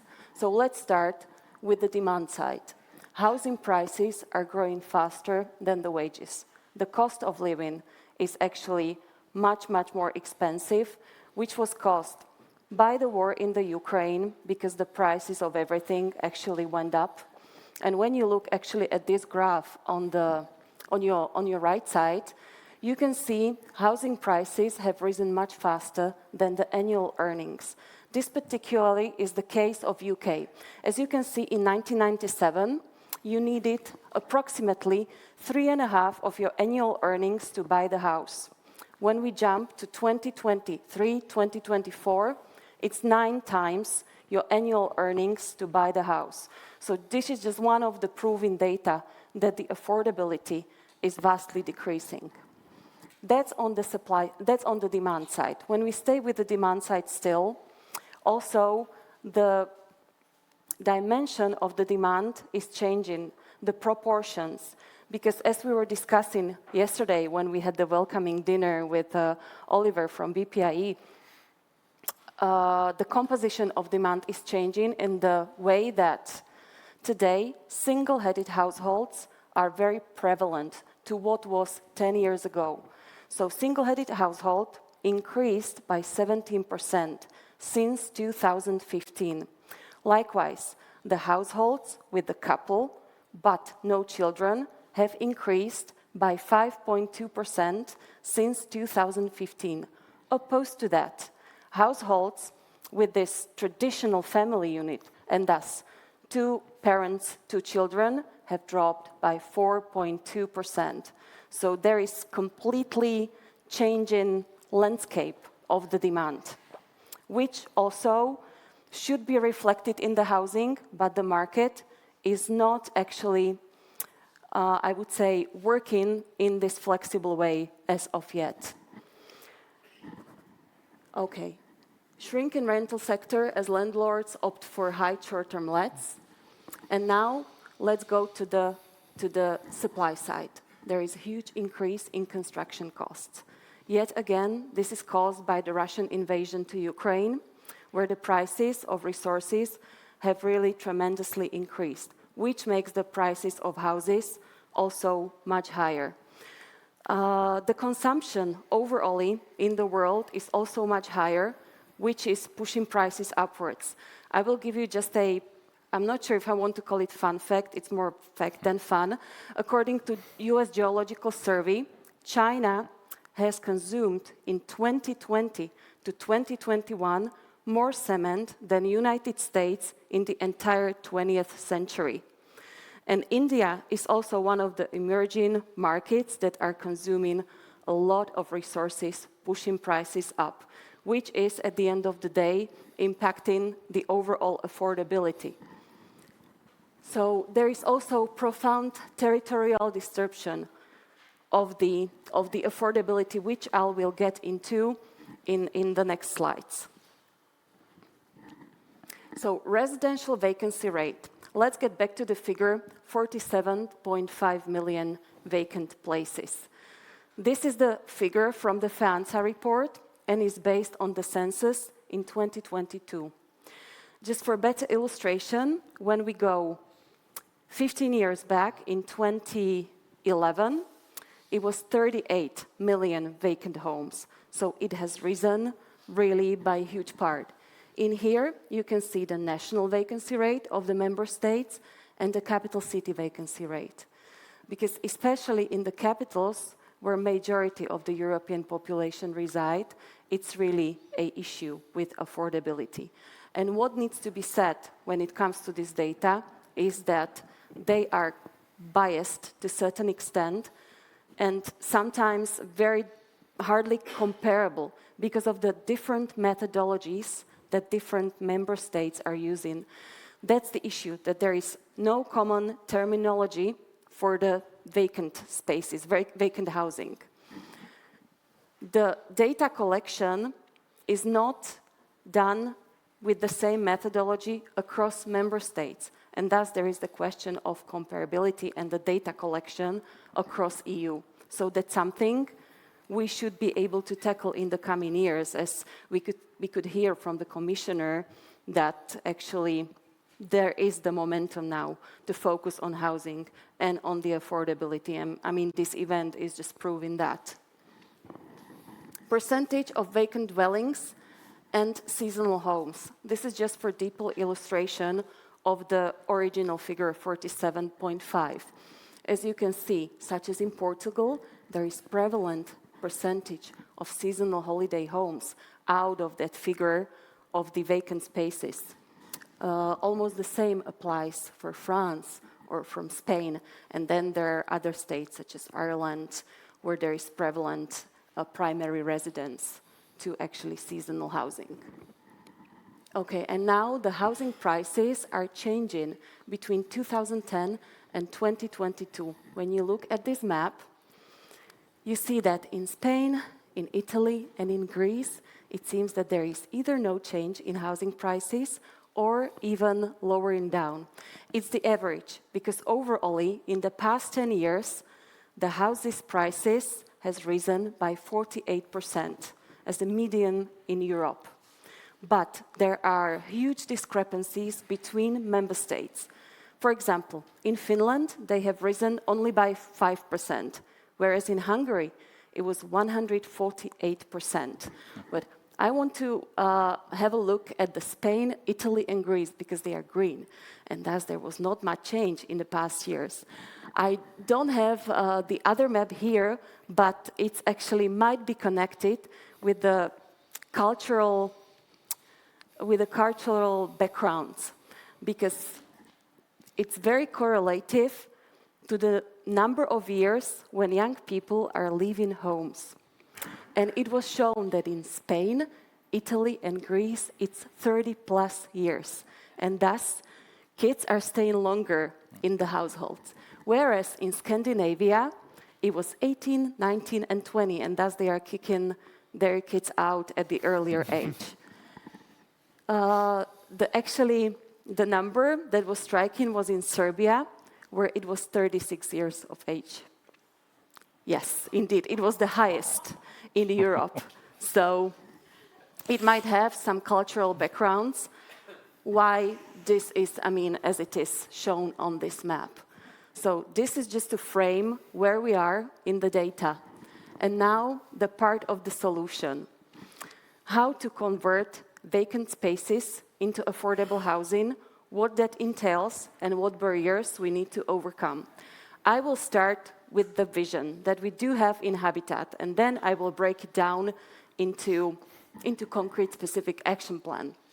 We have the program of 50 city strategy, which means that we are committing that by 2030, we aim to partner with 50 European cities to convert certain stock of their identified empty spaces into affordable housing.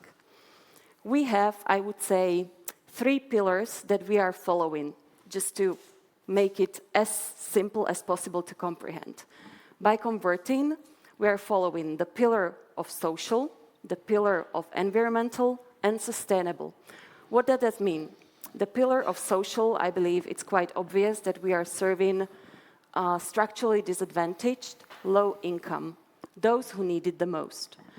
Then, the environmental, it's actually to respect the planetary boundaries and also to have the strong argument of the carbon emissions. So it's actually to be merciful to the planet. And the third one is actually sustainable, which is connected to the soft spot of this, I would say. It's sustainable financing on the systemic level. Because so far, as we are financing vacant spaces to homes, and I will tackle that in the next slide, it's actually not on a systemic level, but more fragmented islands, bits and pieces here and there, on the specific concrete buildings. But this should be, as this session say, beyond bricks, and even beyond individual houses. It's about municipalities, thriving neighborhoods, and happy citizens at the end of the day. So the project itself is divided into the 6 key pillars, which I believe that they encompass the comprehensibility of it all. Because it's not just to convert the building on the ground into something that is affordable housing, but it requires research, where you map your vacant spaces. What is the ownership? What are the legal and regulatory barriers? Then we have actually life cycle carbon assessment tool, which I don't have time to actually go deep into that, but it's actually a tool that is in line with the EU taxonomy that is measuring embedded carbon on the buildings on a very simplistic basis, that you input the data basically into the Excel tool, and it spits out how much of the CO2 was saved opposed to the new build of the same building. Financial model development. When we want to make it sustainable, we need to come up with a model that would be functioning. What we can say as of today, that it will require both the government subsidies, and thus that would require the policy change on the national level or European level, and also the commercial sector and the investors to get engaged. Demonstration builds, this is actually our pilots that we have on the ground. Currently, we have 2 pilot sites, which is in Poland, in the city of Bytom, and it is in United Kingdom, and the third one will be either in Hungary or in Croatia.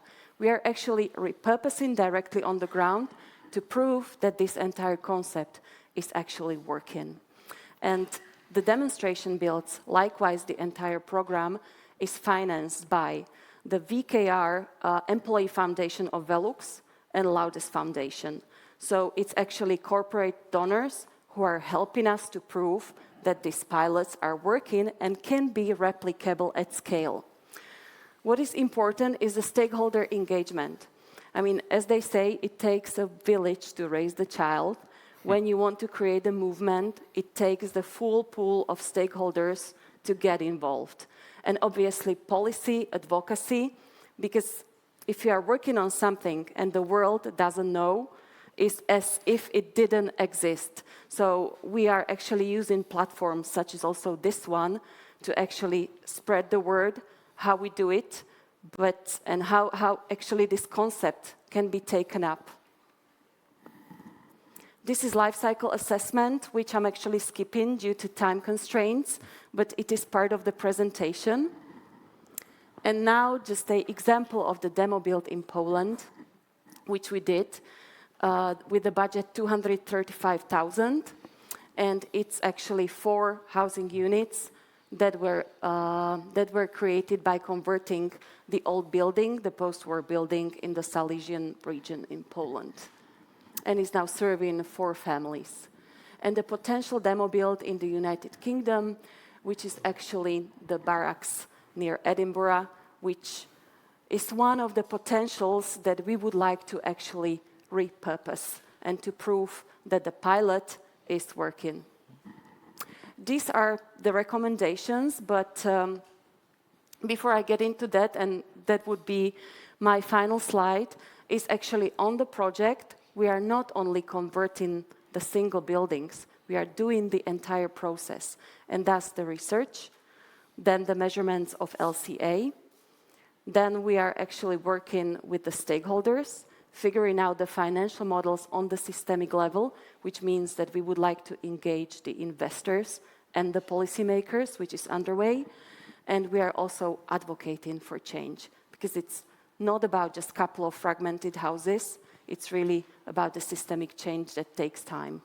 And here are the recommendations, as I said, to establish a common definition of vacant real estate, so that we are on the same page on the EU level.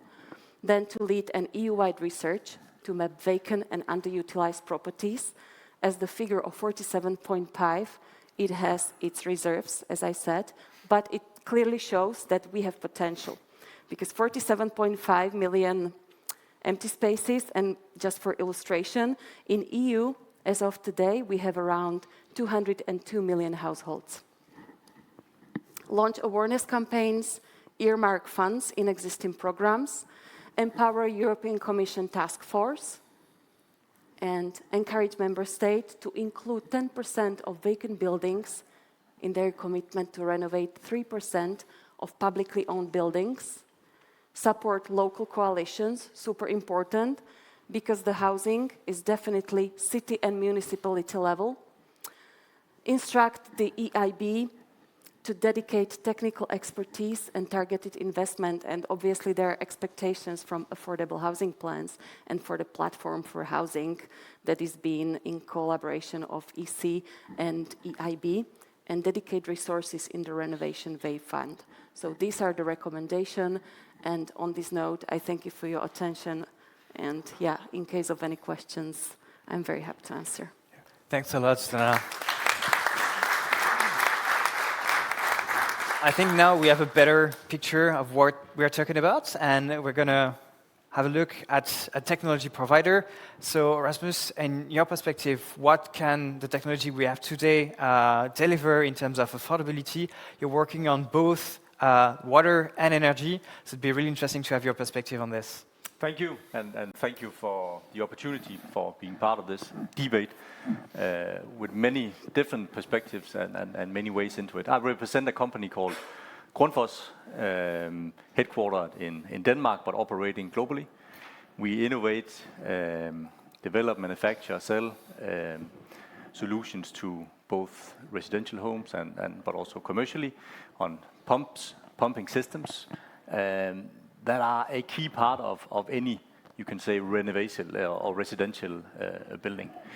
We've seen some super good examples here on how to extend, how to utilize the existing building base. The angle we can offer is, you can say, on the technology that is already installed in homes. We know for buildings across Europe, residential buildings across Europe, 80% of the energy bill is relating to heating or to the heating of water in the houses. And here there is a vast opportunity for really improving, you can say, the energy bill for the end user. And that is also to do with affordable housing. So not only the CAPEX establishment of buildings, but also the OPEX in what bill do you receive every month. That is a perspective we've been driving for many years, and the point is that the technology is available already. If we take a simple example of one of the products that we manufacture and drive, it's a circulator pump. It's nearly in every household across Europe. Few people know where it is, what it does. It runs consistently 24/7 to provide heating for underfloor heating for radiators, but also to supply the hot water. So like on Hans Grohe's example saying the technology we already have, we should accelerate significantly, not only for the environmental agenda, but also for the advantage of homeowners who can have a more affordable home to live in.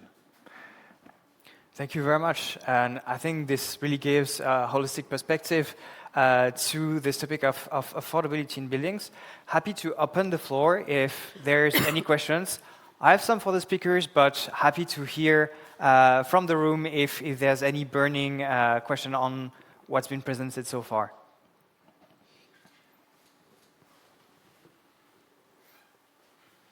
If not, and maybe if I give you a bit of time to think about it, but maybe just to come back on the vertical extensions. You've had a bit of experience talking to cities, and so it'd be interesting for everyone to understand a bit what's the state of play at the moment, how cities and local governments are approaching this kind of innovative or not so innovative, because we've seen that it's already happening, but how are the local stakeholders approaching this kind of projects? It's very, let's say, scattered. Huh? It's really targeted to the local, or depends on the local communities. But what we see, what is encouraging, is we see in a number of countries the national or the local authorities trying to take on the subjects. Alicia spoke earlier about the Netherlands. We were in touch recently with one municipality that, the municipality was convinced about this potential, and they launched a systematic policy. I think that was a key word that Susanna mentioned as well. We have lots of individual situations, good best practices, case studies, but now is the time to scale it up. And so when we can count on such municipalities to conduct assessments already, and then to have a bold move and say, we want to invest, we want to create housing and renovate housing via this mechanism, that can make the difference. We see it, I said, in the Netherlands, in France as well. We cooperate a lot with an agency that looks into the potential and has been providing mapping for the respective cities. We heard, Rémi, you were with us last month. We heard from Rennes in Brittany, for instance, where they do that systematically, and they try to map out and see how to develop that. So it is happening, but not fast enough. And it's really something where I believe there's a lot we can do to raise awareness with structures like Renovate Europe, with events like today, but also we have a lot of expectations from the affordable housing plan. If that could help share the best practices, share this awareness, that would help. Indeed, and I think, yeah, please.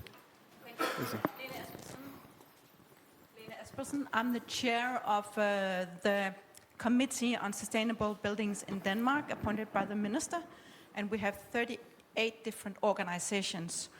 Right now, trying to look into how can we renovate more instead of constructing new buildings. One of the issues that we're facing, and I just wanted to ask the panel if they have any good suggestions for us, is that we want to transform industrial buildings into housing. Our problem is that in the Danish building code, we have very strict rules on daylight and other things, and because these buildings are very deep, you cannot make, for example, housing for students, because you have a whole area in the middle, which is dark. So right now we're trying to look into, can we make some exceptions when you're renovating in the building code, make the rules less strict, and maybe say part of the building is not counted or can be used for storage and for bicycles, blah, blah, blah, these kind of things. But I was just interested to know if there are any examples from the rest of Europe of how you can speed up this renovation, because I really think that the quick fix for us is to try and make it much, much easier to renovate instead of building new. So you need different rules, easier rules to renovate in order both to save the planet, but also to get more housing quicker. Thank you. Thank you. Excellent question. How do you speed up? How do you repurpose? I mean, it's just very interesting what you just said, because it echoes the discussions we had precisely with Rennes in Brittany, where they are trying to tackle this type of obstacles. And they were speaking with us about, for instance, something different is the requirement for additional parking space. And they were saying this was a key obstacle to vertical extension because there were some requirements to create additional parking space. And of course, if you're expanding a building on the top, it's very difficult to add parking space. So they managed to lift this requirement locally, and that has helped a little bit. There are also similar movements as regards the height requirements for buildings in a given city or in a given country. And this is also something where I heard that France managed to change some of the regulations to allow for higher buildings to be there. So I suppose what you're referring to. This is clearly something that needs to be discussed locally. Most of the times it's local or national regulations, but there are examples. And that's why the local level is really a driving force on that. And you can, exchange with all different municipalities or different levels to see how they manage to break these obstacles.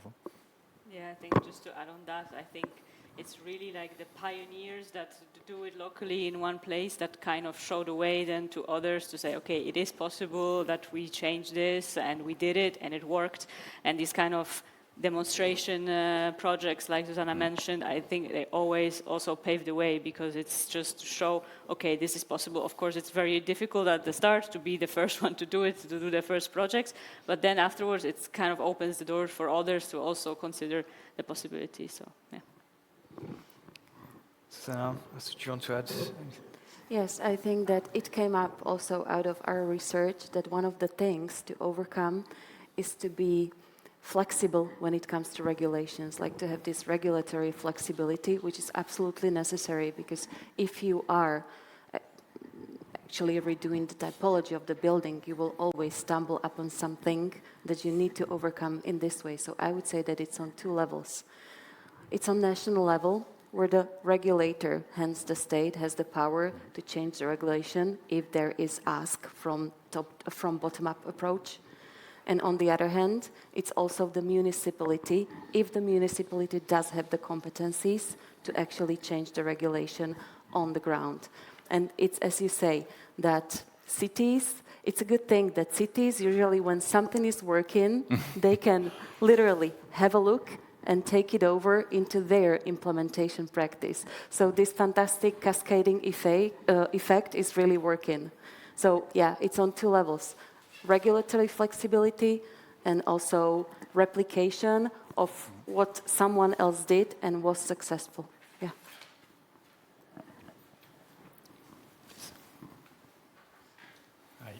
Hi, Terry McGivern from Kingspan. Thank you for the presentations. And just a couple of observations and maybe and then an open question. I think it's really important always to see this through the lens of the citizen and the consumer. And we must be at pains not to be presenting a binary option of this or that. We must present a suite of options to show that it's not a narrow self-interest, because there'll always be a skepticism of what we're bringing forward is something that's self-interested. So I think we need to be always cognizant of that. I live on the border of the EU and non-EU, not out of choice, but that's something of the Brexit vote, so on the island of Ireland. And it's actually very interesting to see there, like 1 kilometre from the border, policy difference on renovation. So in Ireland, there has been really great policy on developing abandoned houses inside the 30-kilometre zone. And there's been grants for that, grants for buildings that have not been renovated in 10 years or 12 years, and also buildings that are just completely abandoned. So you can tap into both those grants. It has led to huge redevelopment of towns, villages, and bringing energy back into the towns. Across the border in the north, in the UK, that isn't in place, and you see those villages and those towns just, their soul leaving. And it's just a great example of policy does work when you're talking about behavioural economics and nudges. The question I ponder on quite a lot, and I'm hoping maybe somebody has an insight on it, is as I travel around Europe, every country I'm working in or travel to has a stated ambition of new homes or renovated homes, and a reality of something much lower. And if it was just one or two countries, you'd be sort of saying maybe that's poor politicians or poor policy. When it's every single country, I'm questioning what else is going on.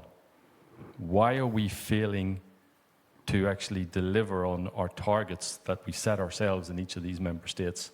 Why are we failing and every single nation failing consistently? What's driving this? Any one of you want to try and? That's a difficult one, huh? It's a good question. It's a good question, and I think you put it rightly with your first observation. We have to think about the citizens' angle and make it happen.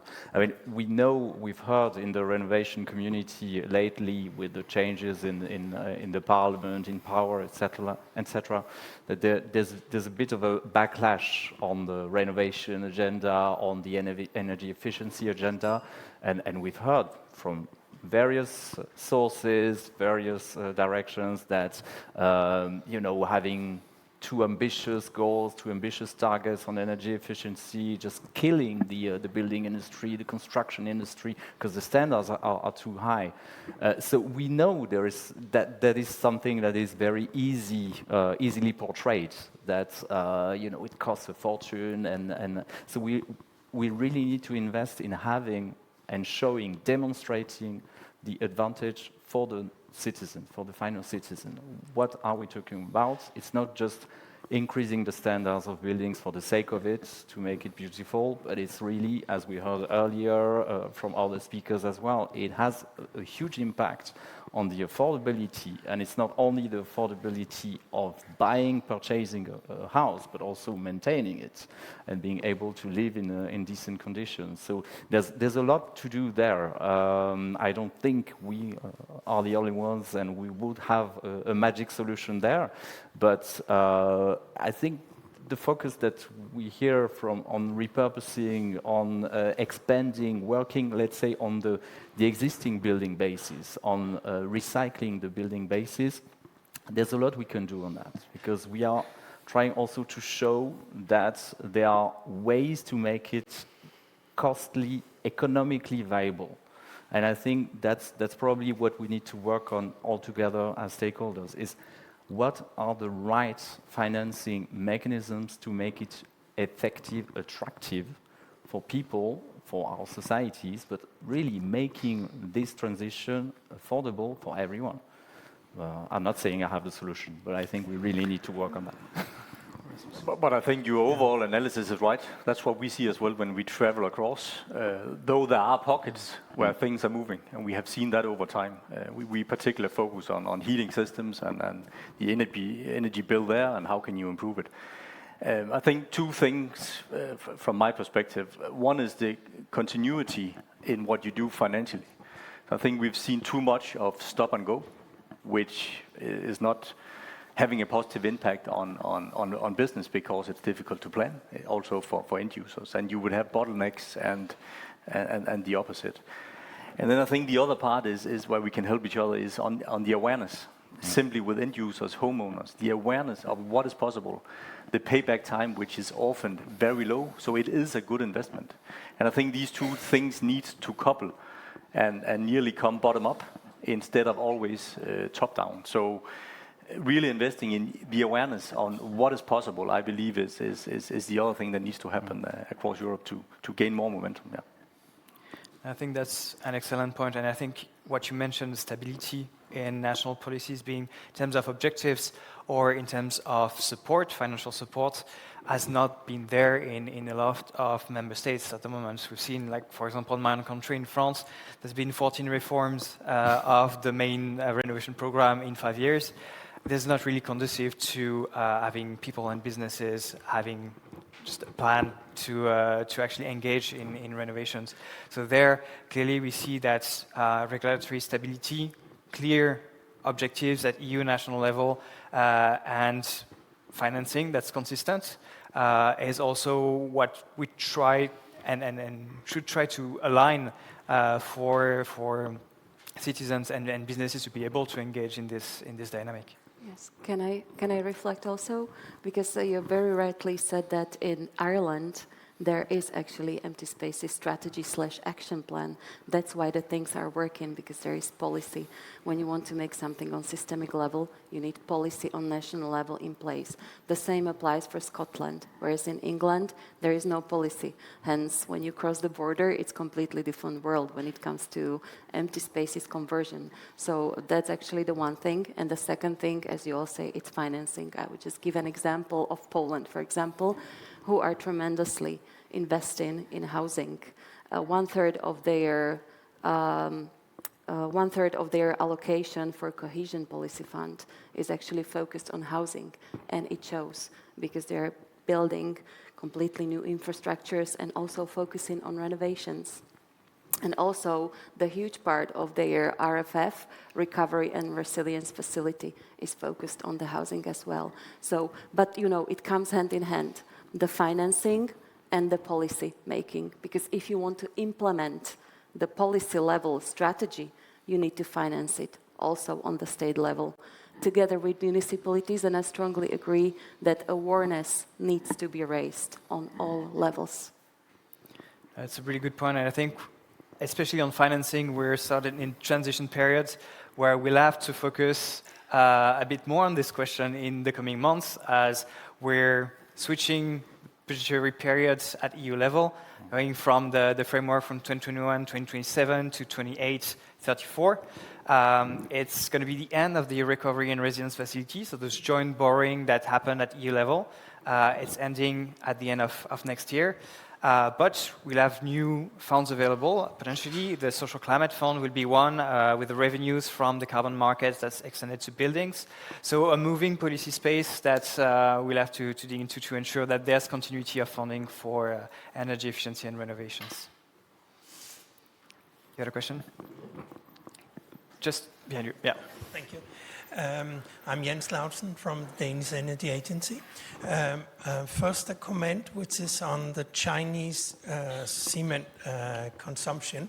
I think we hear it very often, and it's true that China has been using half of the cement in the production, but they also produced half of the cement. So cement for Chinese buildings are produced in China, so I don't think it influenced the market here in Europe, because nobody would transport cement from Europe to China.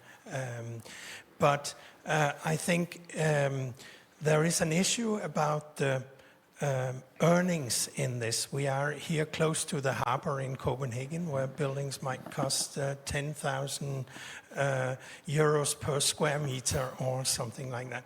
It's very much higher than the production cost. So if you can get a piece of land here by the harbor, you can build, you earn millions on the project. If you wanted to increase a building with 3 floors, it would take much longer, it would require much more work, less money. So we need to do something with the business model. So if we banned building new in the center of Copenhagen or something like that, you would see a lot of people that would like to build on top of their houses. But as long as you can buy a nice piece of land next to the harbor, you can build something, you can sell it to sky-high prices. You wouldn't see a big industry in renovation adding square meters in the city. Have you thought about this with the business model, how people can earn more, or how can we make it really a good attraction for the people? Yeah, I mean, exactly like you said, if the vertical extension kind of business idea, it works or is the most optimal in spaces where indeed there is very little new building land available, or it's really expensive. So obviously in spaces where there is a lot of building land and it's relatively cheap to buy just a new plot and buy a new building, yeah, I mean, you have to be a bit of a visionary to decide, no, I want to rather build on top of a different house. So clearly it's a bit context specific, and it works in cities, especially because of this high land prices in general. That's why also there's this drive in the Netherlands, because there, I mean, really there's scarce land. But I think where there is the business case is to combine it with renovation, because I mean, if you have a big multifamily housing building, to kind of, you know, displace all these people, to tear down this building and to instead build a taller building, it's really not cost or time efficient there, because you can create this additional value through new apartments on top of it, and then using that to refinance into the renovation of the building. That kind of is an attractive business case, because the residents can stay.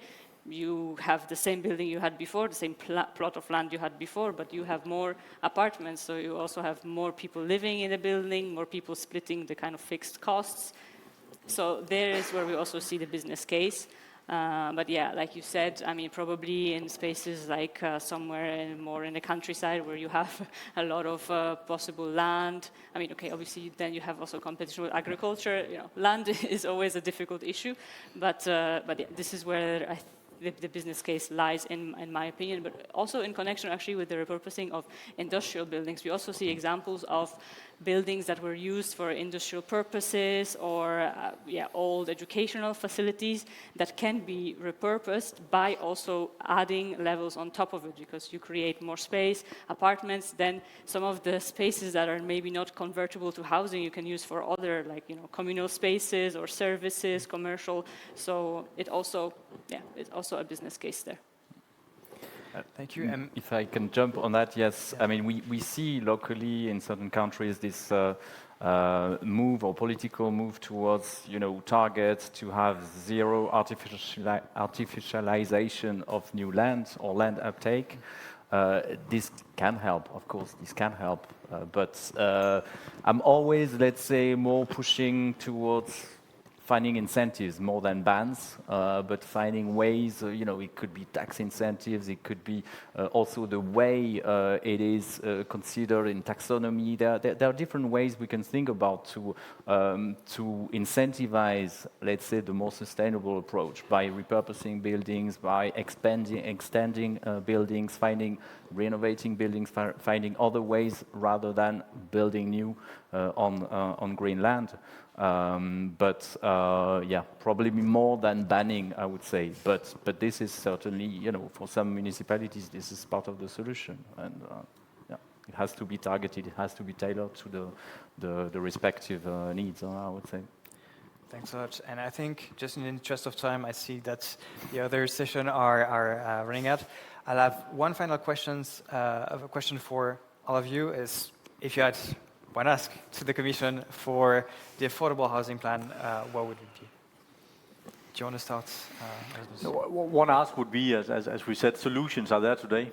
If I go into numbers and the example I mentioned before, we know there are 44 million inefficient circulators installed in Europe today, and we can change them tomorrow, saving many, many terawatt.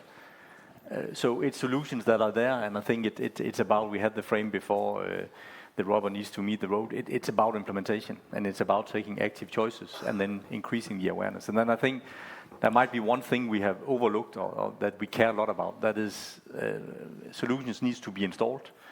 Buildings need to be refurbished with hands, and there is a lack across Europe at the moment of people who are capable of doing that. So in the trade with the installers, so we have a common obligation also to educate the market, to make sure that we, for the future years, have the hands available to actually do the changes that are needed. But that would be the ask. Let's make concrete actions per EU country to actually move ahead. So implementation, focus on skills. Great. Susanna?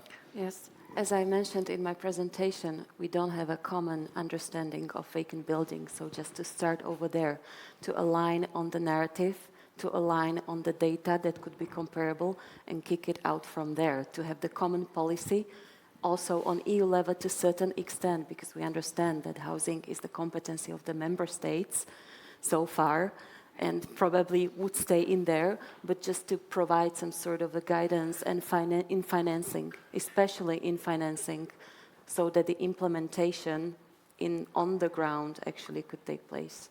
Right.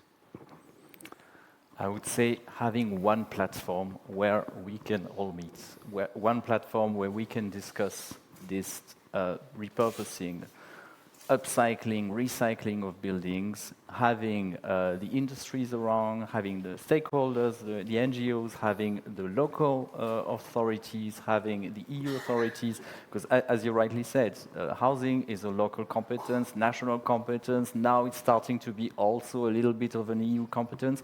We need to have a portal, a really European portal where we can all meet and discuss and find solutions all together. It's giving good ideas for the future of Renovate Europe. So thank you very much to all of you. Really insightful exchanges, and I'll all invite you to continue them over lunch. Thank you very much. Remy. Thank you.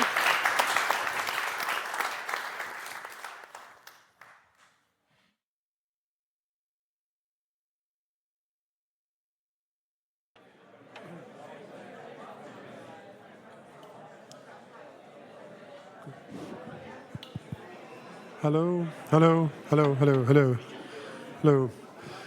Welcome, welcome back, everybody. Can I have your attention?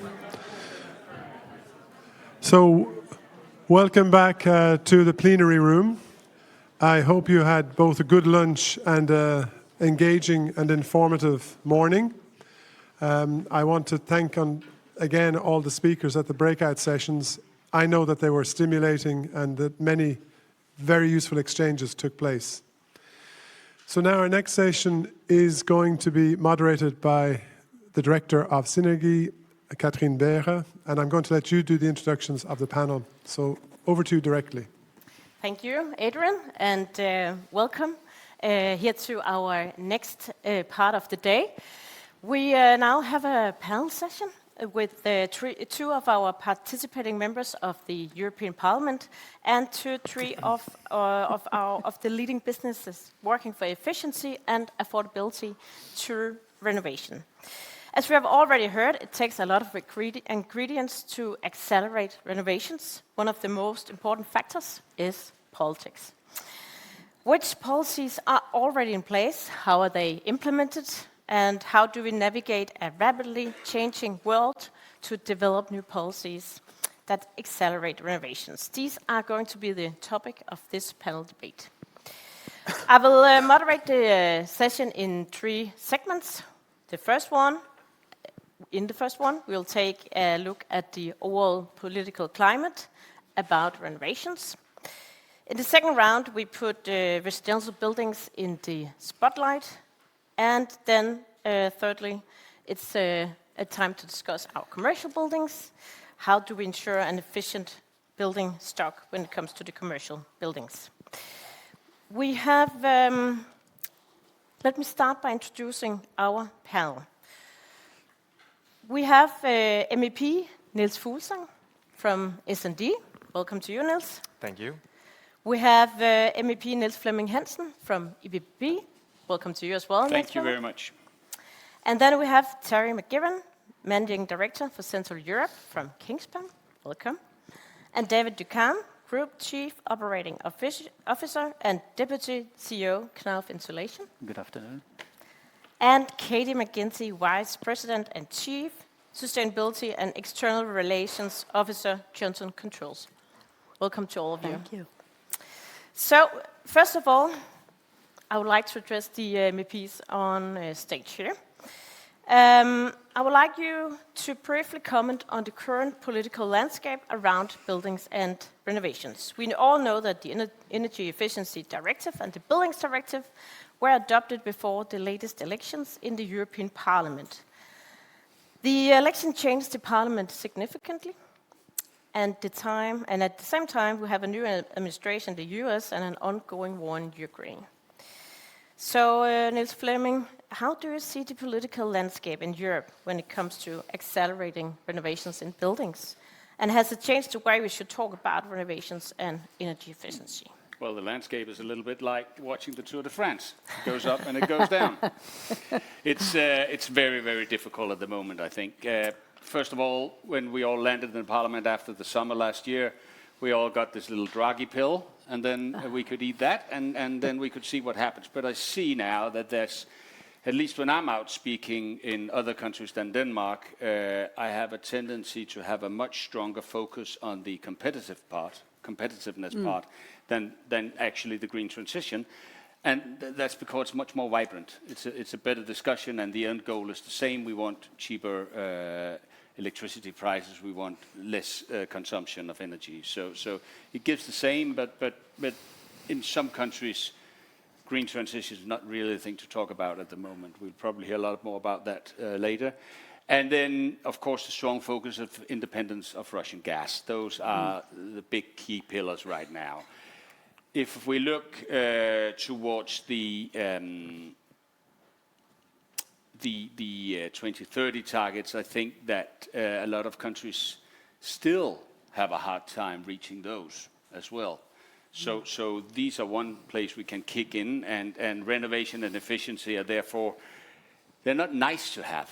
It's a high demand of need to have, and it's essential for us to close this gap. So we need to do that. And how do we do it is what we're going to discuss this afternoon. Housing is something that we in the EPP group didn't use a lot of time to discuss earlier, but I can assure you now that in this mandate period we use a lot of time discussing houses, mainly because a part of our group is very, very interested in that. I'm part of that group, by the way. So I think that's good. Are you still awake, guys? A bit hard coming on here after lunch, so good. Very good. Coffee in the bar. Thank you, Niels Flemming. Niels Fuglsang, deregulation is a hot topic in Brussels in these days. You were a rapporteur for the Energy Efficiency Directive before the Omnibus agenda came up. What has changed since then, and how can we demonstrate that energy efficient buildings are actually a driver for a more competitive, affordable and secure EU? Yeah, thank you for that question. I think I agree with my colleague Niels Flemming that things have changed dramatically in the European Parliament over the last years. When I ran for the European Parliament in 2019, it was called the climate election, and it was Greta Thunberg and student movements setting the agenda. And in this country, climate was #1 topic. If you ask the voters what they were interested in and how they would vote, they said that mitigating climate change was the most important thing. That's very unusual. That doesn't happen normally.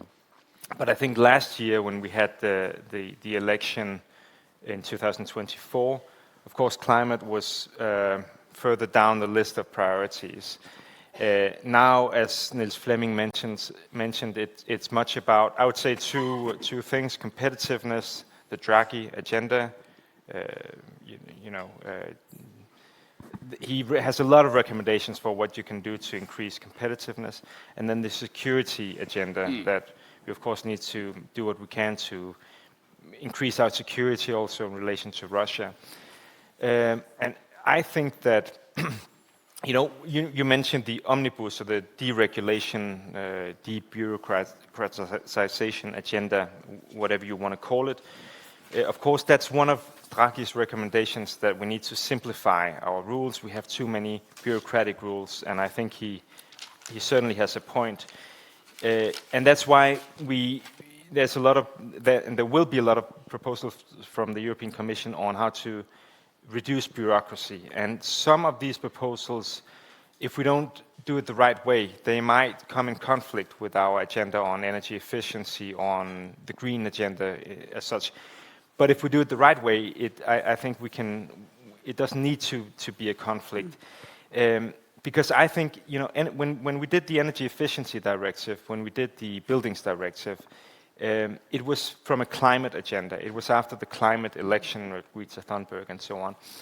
But if you look at the agenda now, competitiveness and security, well, energy efficiency, luckily for us and for you guys, and I think for our society, energy efficiency is just as important from a security perspective and a competitiveness perspective as it is from a climate perspective. It is obviously important from a climate perspective because if you increase energy efficiency, you consume less energy and less fossil fuels. But from a security perspective, we all know that actually we've spent more in buying we spent more money, more euro buying Russian gas than we actually have spent helping Ukraine, which is a scandal. And how to solve that? Well, one of the main solutions, I would say, is to increase energy efficiency, so we need less oil and gas imports. Competitiveness-wise, of course, also, I mean, if you save money by being more energy efficient, so you don't have to spend so much money here. So, and that's actually another one of Draghi's recommendations. There has been a lot of focus on the Draghi recommendation about reducing bureaucracy for good reasons, but another very important recommendation from him is that we need to do something about the high energy prices. We pay way more for gas and electricity here in Europe on average than compared to the US. How do we solve that? One answer, I think, would be energy efficiency. So I think we can survive this change of agendas if we play it the right way, and I think that's in our common interest here. Okay, thank you very much. So, turning now to our business leaders. So, Katie, the global outlook has changed a lot over the past year. How do you see the European and global markets for renovations and energy-efficient solutions? Yes, so the outlook has changed just a little bit in the United States of America. You don't say. Maybe we could just have it in the USA, that'd be okay. So having spent a very little bit of my career in politics, I do want to start by thanking our members of parliament, because if we in business think it's hard to look at P and L, just try staring down P-O-L-L. It's a tough business, and we appreciate your leadership. You know, there's a lot that has changed, I think, in terms of making the journey more challenging, but there's also a lot that's changed that makes the journey that much more compelling and attractive. And I think the two things, one, the addition even more urgently of the security part of the agenda accelerates attention and focus and concentration on how do we build a better energy model and energy paradigm. But the second is in technology. And so when I think of where we can take a huge bite, a bite at scale in terms of that reliance on natural gas, the increased capacity and temperatures that we can reach now with industrial heat pumps, for example, where we're not just nibbling around the edges, where you are slashing almost to zero the amount of natural gas that a leading industry or a leading institution might need. I was sharing some examples earlier right here in Denmark. The Aalborg Hospital is one we've worked with.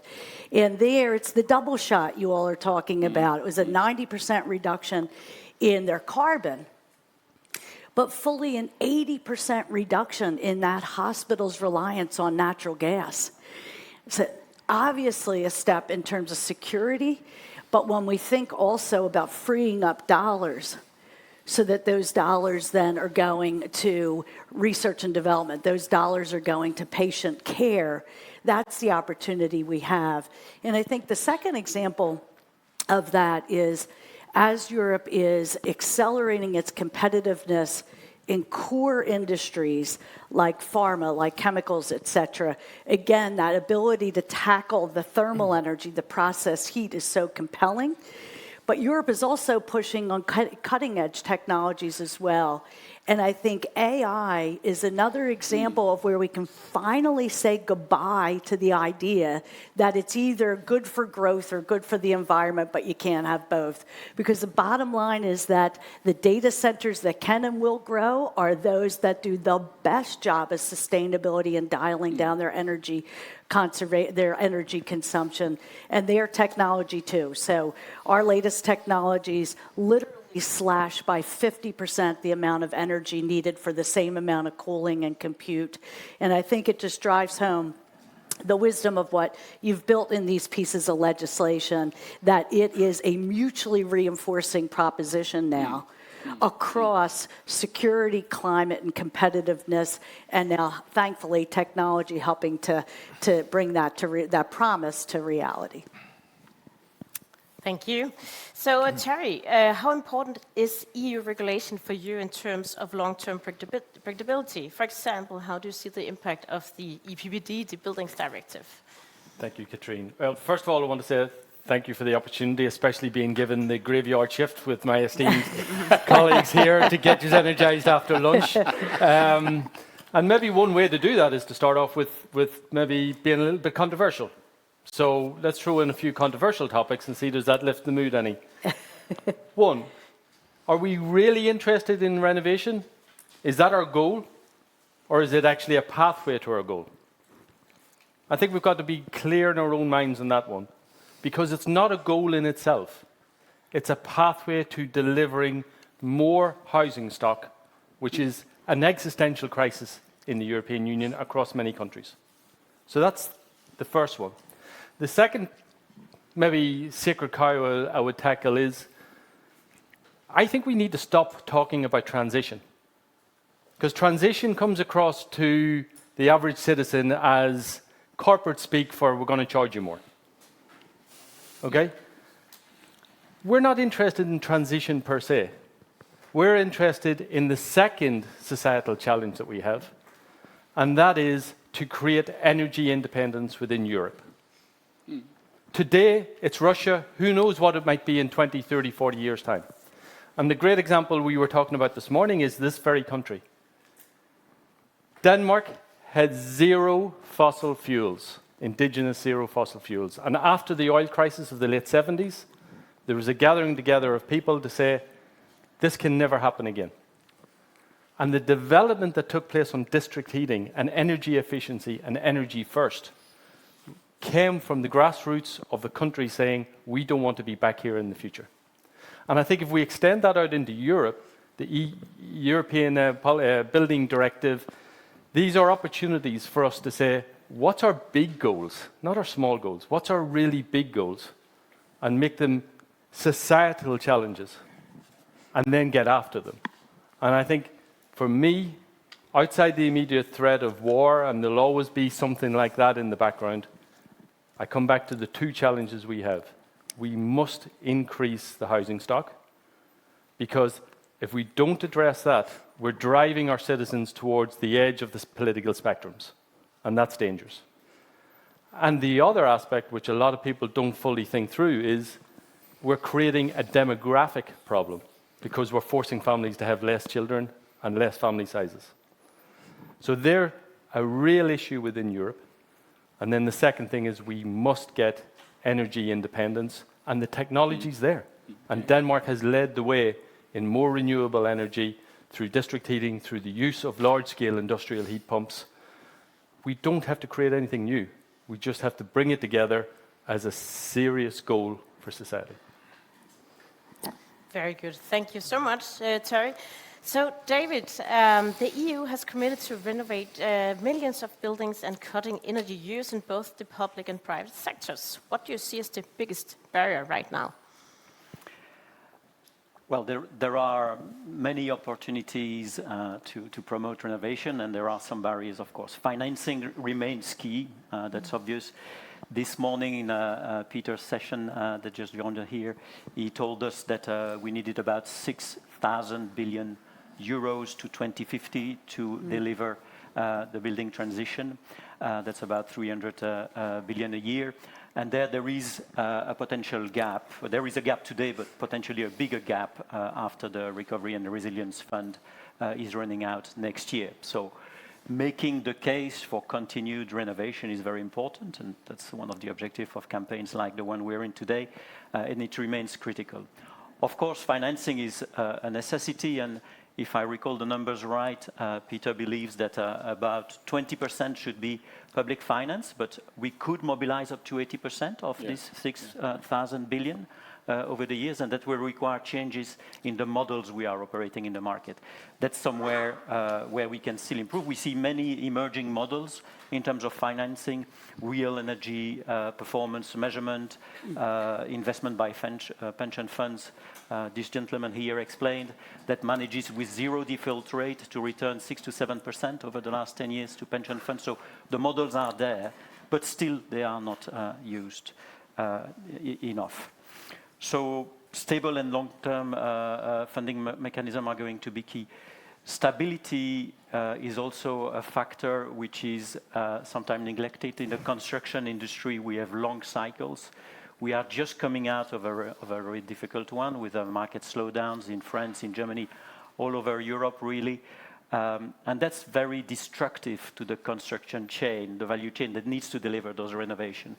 If we want to move from 1% to 3% renovation rate in Europe, we need stability, predictability, and visibility, which is exactly the opposite of what the Commissioner promised us this morning. So there's going to be a lot of difficulties ahead, but that's not a reason to give up, of course.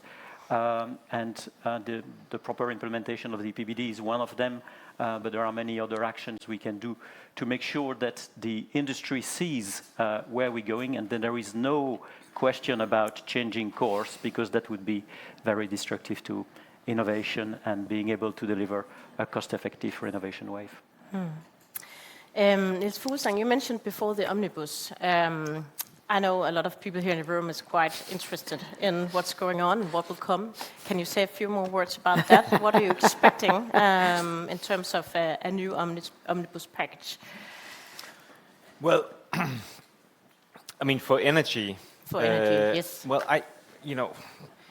of course, I'm not the one drafting these plans, but I think for energy, my impression is that this is mainly a question of making sure that we can implement our directive. For example, the Renewable Energy Directive. We have a lot of obstacles to deploying new renewable energy. Legitimate concerns with regards to where do you put wind turbines, where do you put solar panels, etc. Those organizations that protect nature, they sometimes protest. Citizens groups sometimes don't want it in their backyard for good reasons. But I think the omnibus package here will certainly need to address, and that's also the impression that I have from my talks with colleagues and in the Brussels bubble, that it needs to address that we get some faster and more and less bureaucratic procedures for how we can deploy basically renewable energy. I think you could, for example, say, okay, you have certain zones where these rules don't apply, or you could say that, okay, you can complain, but you cannot then, if the decision goes against you, you cannot call for a new decision again and again and again, and so on, and you need some deadlines for how long these procedures should take. So I think, that comes into conflict with other agendas, such as the nature agenda. And it is really a balance that you need to find. But when I look at how long procedures you have for energy projects, it's just basically it takes way too long. And if we want to compete with other parts of the world in this, we need to be faster. I don't think for energy efficiency, I don't hope that we will need to reopen the directives here. I don't think that should be necessary. I was rapporteur of the Energy Efficiency Directive myself, so maybe I'm not completely unbiased when I talk about how brilliant this piece of legislation is. But I don't think it is, there's not a lot of reporting requirements or a lot of, I can't see the big bureaucracy in this. It's some hard requirements, yes, for what you need to do. You need to renovate public buildings, you need to reduce energy consumption and so on, but I don't think there's a lot of reporting requirements as such, and unnecessary bureaucracy. And I think it would be dangerous to open much of this legislation, because with the European Parliament today, I mean, you might have good intentions from the European Commission or from whoever wants to make sure that we have less bureaucracy, but with the European Parliament today, you have those groups to the extreme right that are nationalist groups that some of them don't think climate change is real, and they would rather just bin this whole legislation. And that's what you risk if you open up this stuff. You risk getting a whole different process with some whole other agendas. So I'd be very careful about that. But in all of this, I think it requires that the EPP and the S&D comes together instead of letting the extremes take the decisions here. Okay. Thank you. So now we move on to the next round, addressing the residential sector. And we do that because 47 million Europeans cannot afford to heat their homes. And more than 1 in 4 people between the ages of 15 and 29 live in overcrowded conditions. So I think we all can agree that this is unacceptable. And the question is, of course, what do we do about that?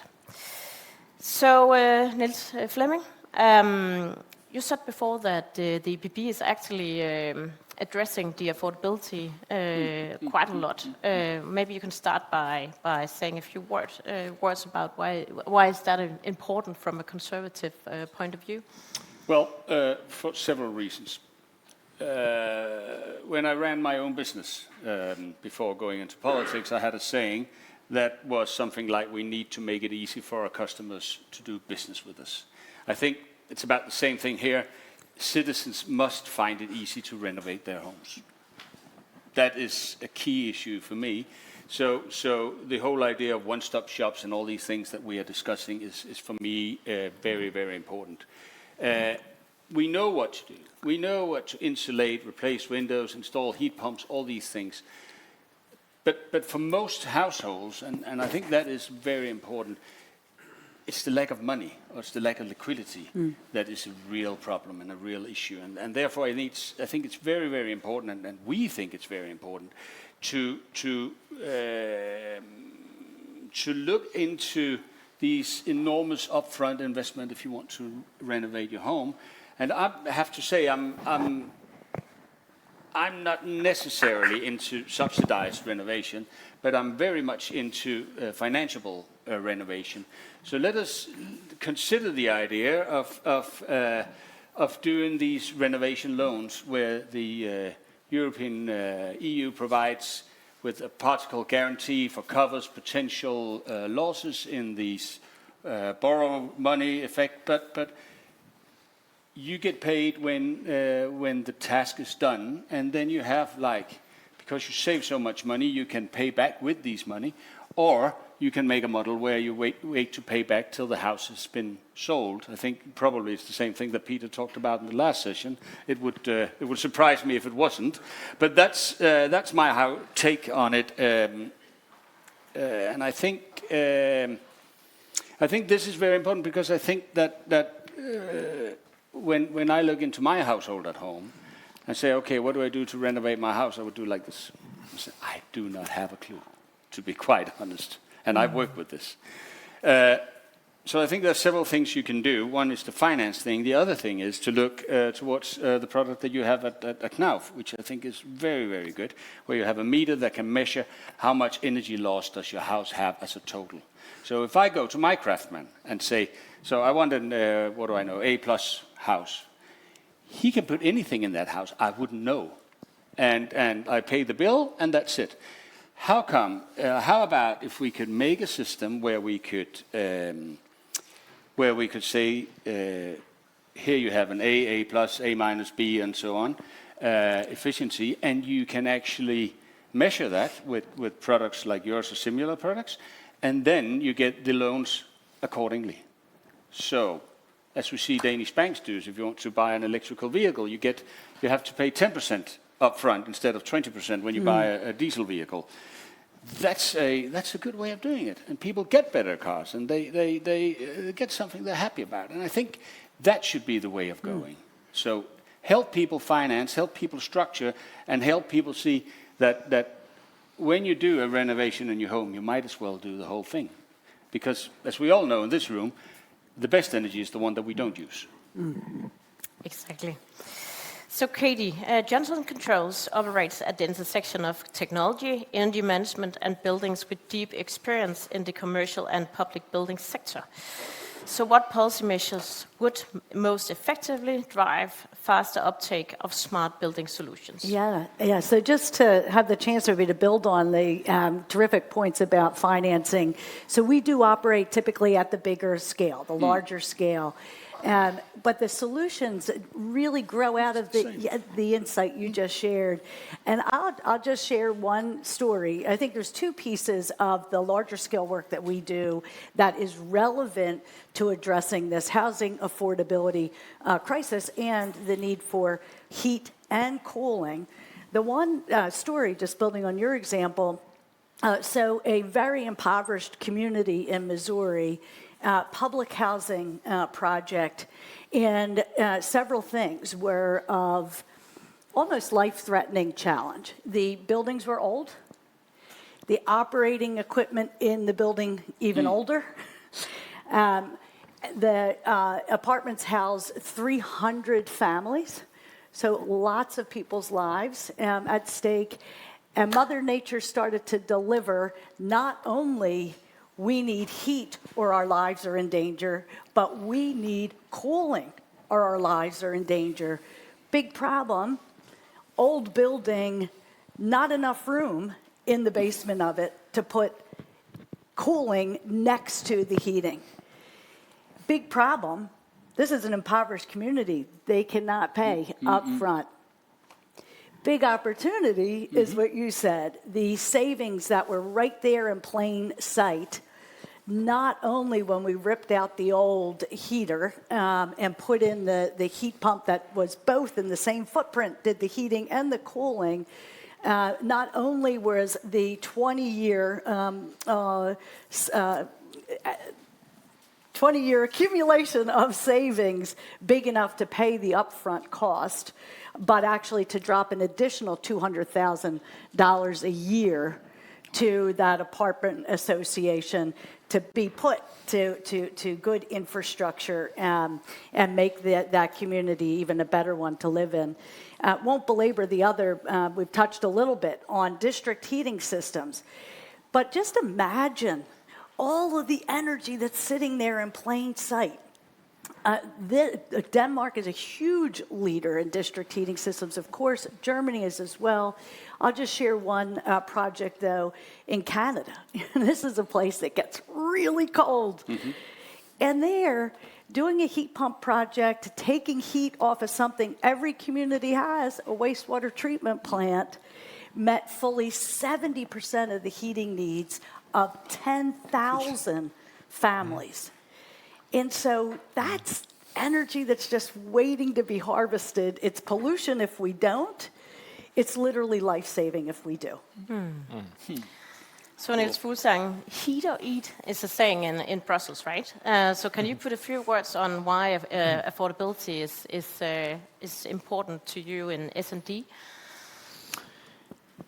Well, from the S&D, the Socialists and Democrats group, I mean, we of course also speak for those who are not the most wealthy people in our society, and we know that we have millions and millions of people who have to choose between what you say they're heating or eating, whether they want to heat up their house or whether they want to have a warm dinner, because they simply cannot afford the energy bill. And so for those people, and for all of us, but also for those people that are energy poor, that's the label that we have given.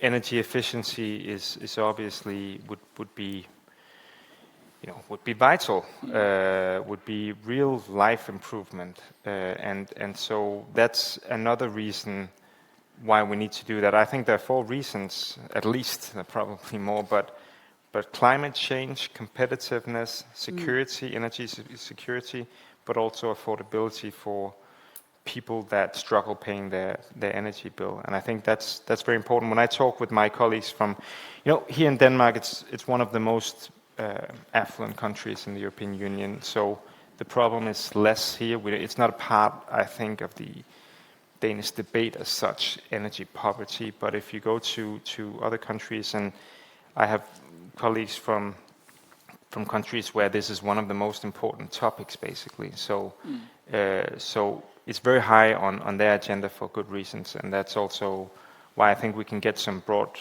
coalitions, some broad majorities around this topic. And I don't know how far you are in that conversation internally or in the European Parliament at this point, but can you put a few words on what you're expecting in terms of an affordable housing plan, or at least what's your expectations or your wishes to such a plan? Well, I think for affordable housing, it has to do with energy. It also has to do with other topics, such as those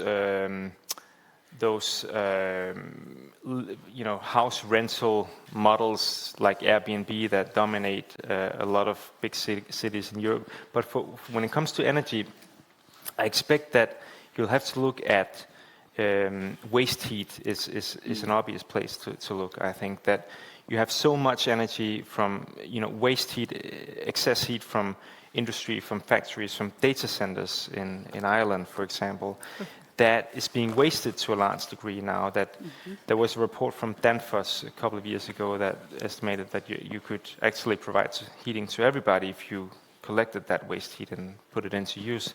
Also the example that you mentioned. So waste heat, making sure that we have a system, a plan for, and implement that plan for, when you have a factory, you make sure that you don't just waste the heat, but you make sure that you put that heat into use. That also requires more district heating, as far as I can see. In Denmark, you mentioned it after the oil crisis in the 70s, we really invested in district heating. I think we are number one in Europe when it comes to how much the coverage is of district heating. 70% of the population. 70% of the population. And I think other countries can obviously also do this. So I think that needs to get started, and then we need to make sure that we use the waste heat to warm up water, to send that out to people. So I think that needs to be part of the affordable housing plan, because energy is a big part of your bill that you pay every month when you live in a house. So now it's Flemming from EPP point of view. Have you any expectations or policy proposals framed already now when it comes to the affordability housing plan, affordable housing plan? Well, I guess renovation is one of them. Yeah, we're not that far away from each other. At least Nils and I are not that far away from each other. But the thing about the European Parliament is that if you take the EPP group and see there's a Danish conservative and a Spanish conservative, the difference is very big. I think it's fair to say it's the same at S&D. So therein lies the problem. I think that in Denmark we used to in this point being agreed on just about 90% of all this, but in the European Parliament it's a bit different. We have huge problem with the Polish, Italians, Slovaks are very problematic. We see that in the 2040 climate target, where you are a very, very strong force on that, Nils, and thank you for that. It's tremendous how narrow-visioned people can be. So I think, for our point of view, it's also a matter of seeing what can we do to attract private capital, and how can we do it. If you go home and want to install a heat pump, it's 2.5 to 3 times the price of a gas boiler. So what would you choose? We're discussing public buildings later on. It's the same issue. What would you choose, the short or the long term? We go for the long term. We want to go with that. But we need private capital to go in. I made Invest in EU from the ITRO committee, and there we saw that €1 invested from the European Investment Bank would accelerate 14 times when private capital came in. So this is a very attractive base to do this in. And we need that, and we need this money, because energy is also security, and we need to have this closed loop around ourselves. Exactly. Can I just say that I think this is an important point, the financing and the heat pump example that you gave. I speak to a lot of colleagues who say, you want more heat pumps, but my colleague from Romania says, how on earth are people going to afford this? This costs a lot of money. And I can tell my good colleague that actually in the long run it will pay off and so on. But of course, people need the upfront investment to be able to make the upfront investment. So I think for the affordable housing plan, I agree very much. You need to have some financing models, and I think you discussed this also. But if you have some companies that maybe can can provide some start capital and then collect some of the revenues that comes from the savings. I think developing models for that, I think that will be key. Just Terry, to yes, jump please. on that point Yeah. on heat pumps. You know, I hear the point on heat pumps, but respectfully, I believe the biggest challenge is policy. Because electricity prices are linked to the gas price. And we know that is the biggest impediment to the rollout of more electrification and heating, if we can separate electricity prices from gas prices. That's a policy decision that we haven't grasped and haven't sorted out. As soon as we do that, the rollout of heat pump becomes much faster, much greater, and heat pumps and district heating work hand in hand. They're not opposing technologies, they're complementary technologies. But the biggest impediment is addressing this issue of electric prices linked to gas prices. Yeah, we need the energy union. Exactly. Add a thought here as well, just on the idea of at the residential scale, how do you get your arms around the financing question? Frankly, it's easier on a bigger property because the transaction costs as per euro and right, it pencils. But I have seen structures, and the Biden administration was building a structure like this before the election, which was an investable pool. And so, especially when you have service providers of various kinds that would want to be considered to do some of the business, while it might not pencil out to be able to do customized financing on a house-by-house basis, if legislation created a pool that the private sector could put investable capital in, a reserve pot of capital, that could enable the risk profile across individual residences to be handled in such a way to mobilize appreciable capital. Good idea. So, David, what policy changes would most effectively boost the pace of home and building renovation? Well, I think the first request is no change in the current legislation that is going to be implemented. We are in the middle of the translation into national law, and it's very important that the core of all these measures that are ambitious, and we've heard it from the panels this morning, stay there. So we are working with national governments where we can, where we have a strong presence, and everybody should be really focusing on that to make sure that those messages are still there. And if we have to use the message that decarbonization is equal to competitivity, that's even better. So no change in the current plans for EED, PPD is very important. And then we will start working on enabling the renovation waves that should come from the national renovation plans. Then we have a new piece of legislation in the making with the European Affordable Housing Plan coming as a draft in December. There we think that it's very important to link it also to energy, and we've heard it from my colleagues here. And yeah, renovating a house sometimes is the most affordable you can do, and making sure the new build, even if it's cheaper, more affordable housing, is performing over time. Operational costs are very important. When it comes to the greater regulatory environment, what is critical to get the sector to perform is also ensuring a leveled playing field. And what I mean by that is that it's not one solution that will solve all the problem. It's not only solar panels, it's not only heat pumps, it's not only insulation. The optimization of good controls with those three other measures are what is going to make the difference. And we need to look at this in a simple way, the cheapest, the lowest CO2 cost of abatement of CO2, and optimize that. And there is still a lot of work in the countries to make sure that there are not some aspects that are pushed above others. And I've seen it this way and this way and this way, so it has been very different in different countries, but a leveled playing field is very important. It would result in a faster, cheaper transition. Niels Fuglsang, you were the rapporteur for the Energy Efficiency Directive, and it's being implemented as we speak in all the EU member states. But we also see that it's moving quite slowly in some member states, at least. So how do we ensure that we actually see the energy savings delivered in all EU member states?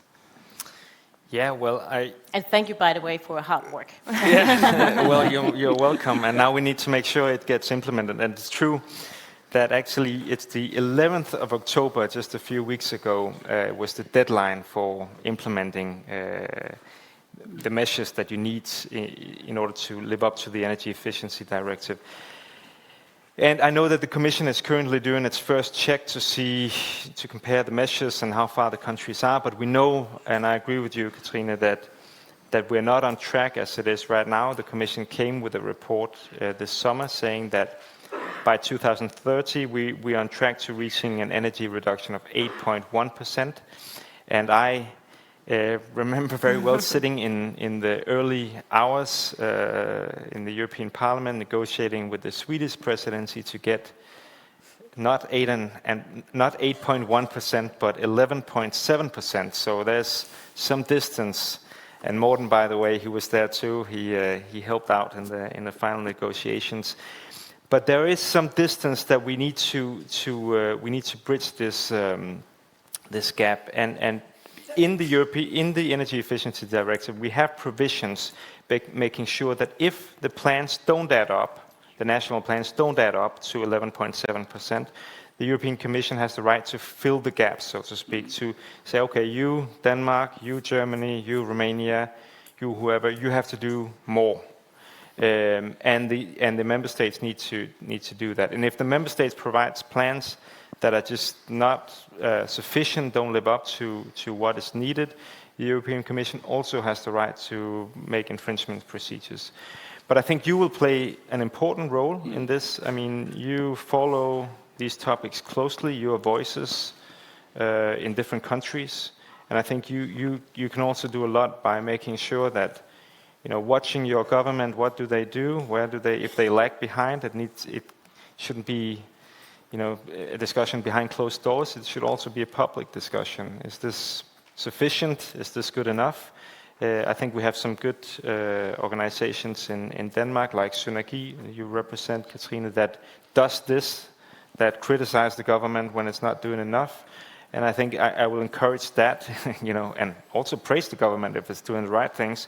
But I think we need to have industry and civil society also to follow this agenda. I'll just I'll encourage you to do that. But then I also think, I know that the European Commission they're checking up on it right now, and they will make a report and give their point of view.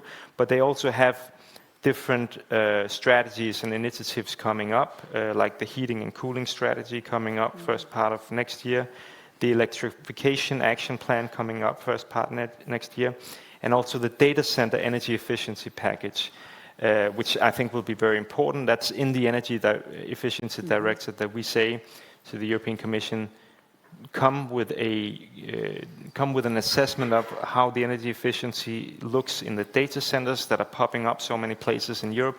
And if you think that's necessary, you should have some minimum performance requirements for these data centers. And I think and I hope that that's what the Commission is working on. So there you have some initiatives from the Commission that will hopefully also help to reach the 11.7%.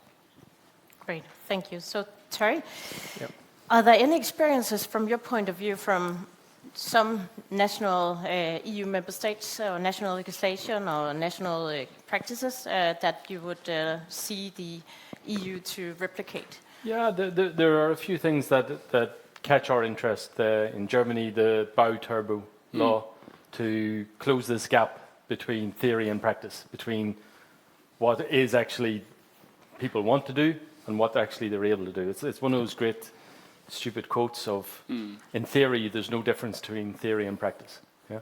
But in reality, there really is. And having a legislation that can actually cut across that, and the Commissioner this morning spoke about proportionality.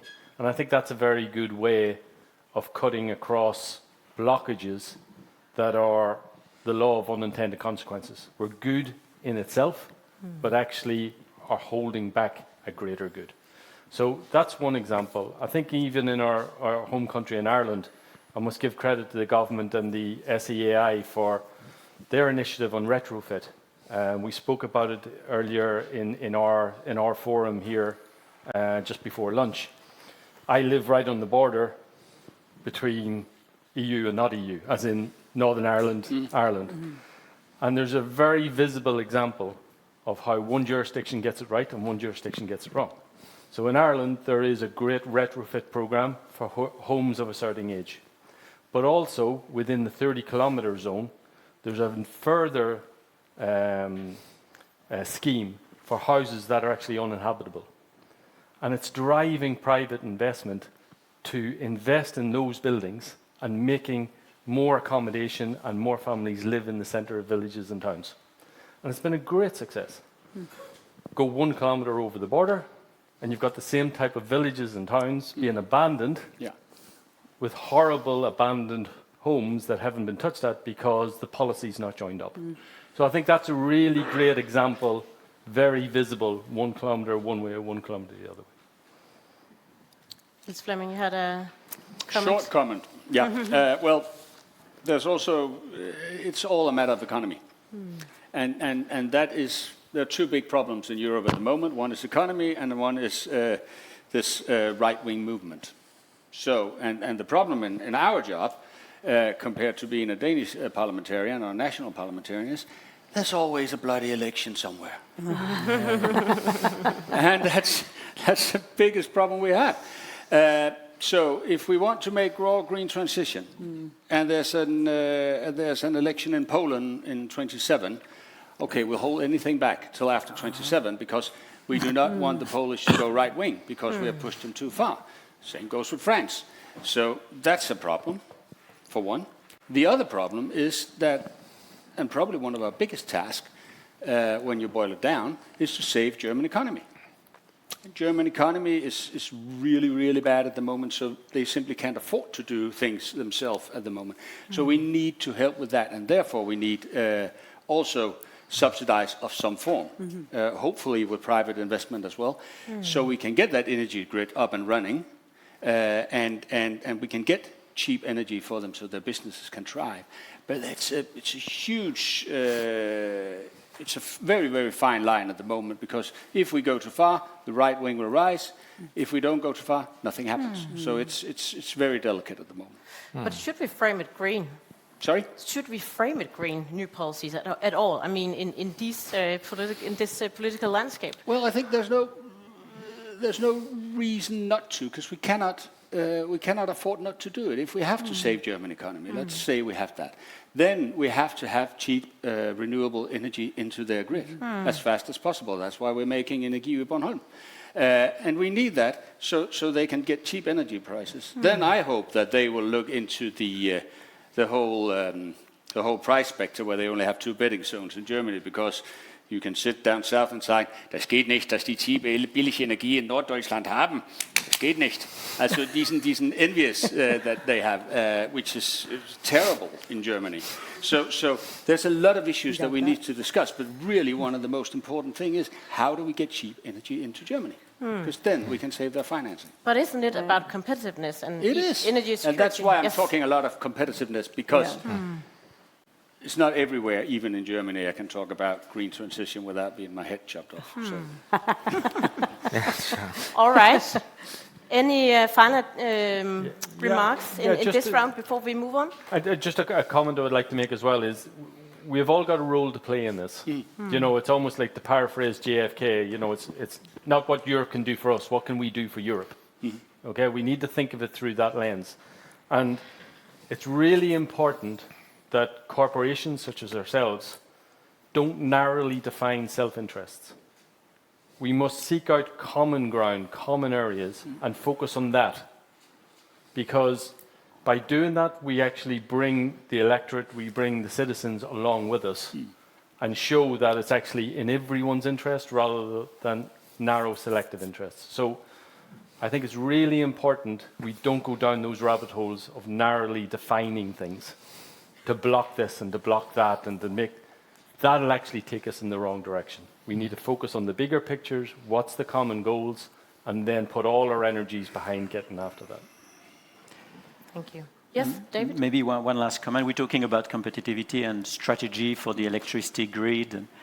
And there is a point which is not always fully understood, and I think we need to make it even louder. is that space heating has a massive impact on peak demand, simply because space heating is correlated with low renewable production times, a Sunday evening in the winter. And therefore, you need to run the gas speakers or you need to run the batteries. But we're going to move from a consumption in kilowatt-hour currency into a peak demand in electricity. That's going to be the limiting factor in the whole energy system.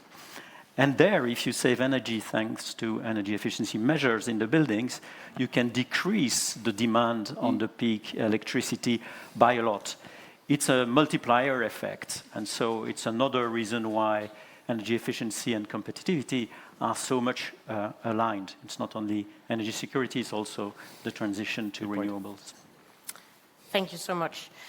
Now we'll move on to the third round, and it's about commercial and public buildings. And we know that the Buildings Directive is setting requirements to the commercial and public buildings, especially the minimum energy performance standards, MEPS also it's called. So Niels Flemming, we have seen nearly 800 billion euro spent on energy subsidies during the crisis. Should the EU shift from shielding consumers reactively to proactively reducing energy demand through building upgrades? Well, I think the goal is to make energy renovation the cheapest choice for citizens, and that's how you look at it. When you look at public buildings, there's a tendency by over 60% choosing the cheapest solutions instead of the long-term cheapest solutions. And we all know that if you want heat, you can pee in your pants or you can buy thermo underwear. We want people to buy thermo underwear. And that is, yeah, I'm still trying to wake you up a little bit. It's a more sustainable solution. Yeah. But it's much more sustainability, it's much better, it lasts for a longer time. And that's what we need to look into. And here comes the whole finance again. So when the public are doing a school or whatever it is, let's look into we do something that lasts for a long time. The good thing is that the local politicians afterwards don't have to touch it for a long time, which they're usually very, very happy with, instead of they have to do small renovations all the time. But it's also important to do this because we all know that short-term savings is not the way to go. We know that we want long-term savings, and that's why we need to go this way. So we need to look into that on the public procurement. Then there's a lot of other things we can look into. Should it be European and all these things? But I think most importantly is it that we do something that stands for a long time. So we have something when you renovate that'll last for 20 or 30 years. But how do we do that when it comes to public buildings? I mean, it's not easy, right? And if we look at Denmark as an example, actually the public buildings is the one sector that is performing the worst when it comes to energy performance. It is. Right. So I mean, we write it in. We tell them how we as politicians need to be more brave. I usually use another word, but we need to be more brave and take those decisions. Those decisions that are hard to take, it will cost more. But if we have the right finance mechanism, it'll be cheaper. Also in the long run, and that is the way of doing it. Because if we buy a gas boiler, well, you get the same thing as you have, which is fine. But if you want to lower the cost, if you want to save energy, if you want to save money, for crying out loud, build it as it should be. Have somebody that measure the building and do the finance after that. I think that is the way to go. Wear thermal underwear. Yeah. If I remember for something after this debate, that would be it. Yes, exactly. And not peeing yourself. Right That's good. Thank you, Niels. Takeaway. Okay, Niels Fuglsang. Also, there are actually some more requirements in the Energy Efficiency Directive. I would say your directive, but the Energy Efficiency Directive, right? As there is in the Buildings Directive to the public sector. But what we also see right now is that that the implementation is lacking and as we talked about before, is slowing down. So do you think that the Commission should take a more active role here, or should the Commission just leave it to national discretion? Is that a leading question? No, I think that the Commission is checking up on the 27 countries, member states right now, and where they are, and of course, I think if the conclusion is that member states are not delivering, I think the Commission should take an active role. The deadline has been passed for when this needs to be implemented, and in the Energy Efficiency Directive, we write that, well, before in the old Energy Efficiency Directive, member states had to renovate 3% of the government buildings each year, and now we've expanded that to the whole public sector. So you have to renovate 3% of the buildings in the public sector every year, and that's quite an expansion. So I've talked to a lot of mayors that are now on election on the campaign trail, as you've probably noticed from the posters, that some of them, they think that this will be quite expensive for them. They will have to find some money in the budget. Obviously, it's not for free what we are demanding of them. But of course, I think you mentioned it, Katrine, that the public sectors are the worst that are the ones that are performing worst, and this will have a lot of benefits if they do that. And thinking about how much money that we've spent on subsidizing energy bills during the energy crisis, after Russia attacked Ukraine and the energy prices peaked. And I think we did that for good reasons, because you have to find a balance where you make sure that those who are struggling, they don't have to leave their home, obviously. But thinking about all this money, I think if we spend some of this money on actually some long-term solutions, avoiding to pee in our pants, and making sure that we wear thermal underwear. That's my takeaway from the point. I think that is investing in these renovations. So I think, sometimes I'm amazed by I'm reminded when I look at how much money we spend on subsidizing fossil fuels in Europe. I think we could spend that money more wisely in making some of these investments. Yeah. Exactly. Thank you. So I would also like to ask a question when it comes to the commercial building owners, because there is also requirements to the commercial buildings owners. So we haven't seen the implementation plan, at least here in Denmark yet, when it comes to the commercial buildings owners. So maybe could you say a few words what you're expecting and what you see, what should the EU member states do when it comes to implementation and the requirements for commercial buildings owners? So I think if you are a commercial building owner, I am, we would make the best case possible. Is because when we have to look in the Cheshire box and see how much money do we need to spend on this, we might as well do it right the first time. Same thing you were talking about before. So from my point of view, there should be minimum demands on how much the savings should be if you renovate. But then again, there's the other thing. There's the permitting access as well. So when you want to renovate the building, we want to build something on it, that should be easier as well. I think that I have personally, looking at a building in my hometown that we own at the moment, it's taken 3 years to get permitting plans. So 3 years before we start looking into this until we can actually put a shovel in the ground. It's terrible, and so we need to give something, and then we need to demand something, and I think that's the way of going. And when it is a commercial building, you usually have renters who live there, and they want as cheap prices as possible. And I think that cheap energy prices will be a parameter for the competition in the next many years to come. So, Niels Fuglsang, is financing also an issue for the commercial buildings owners, as far as you have experienced?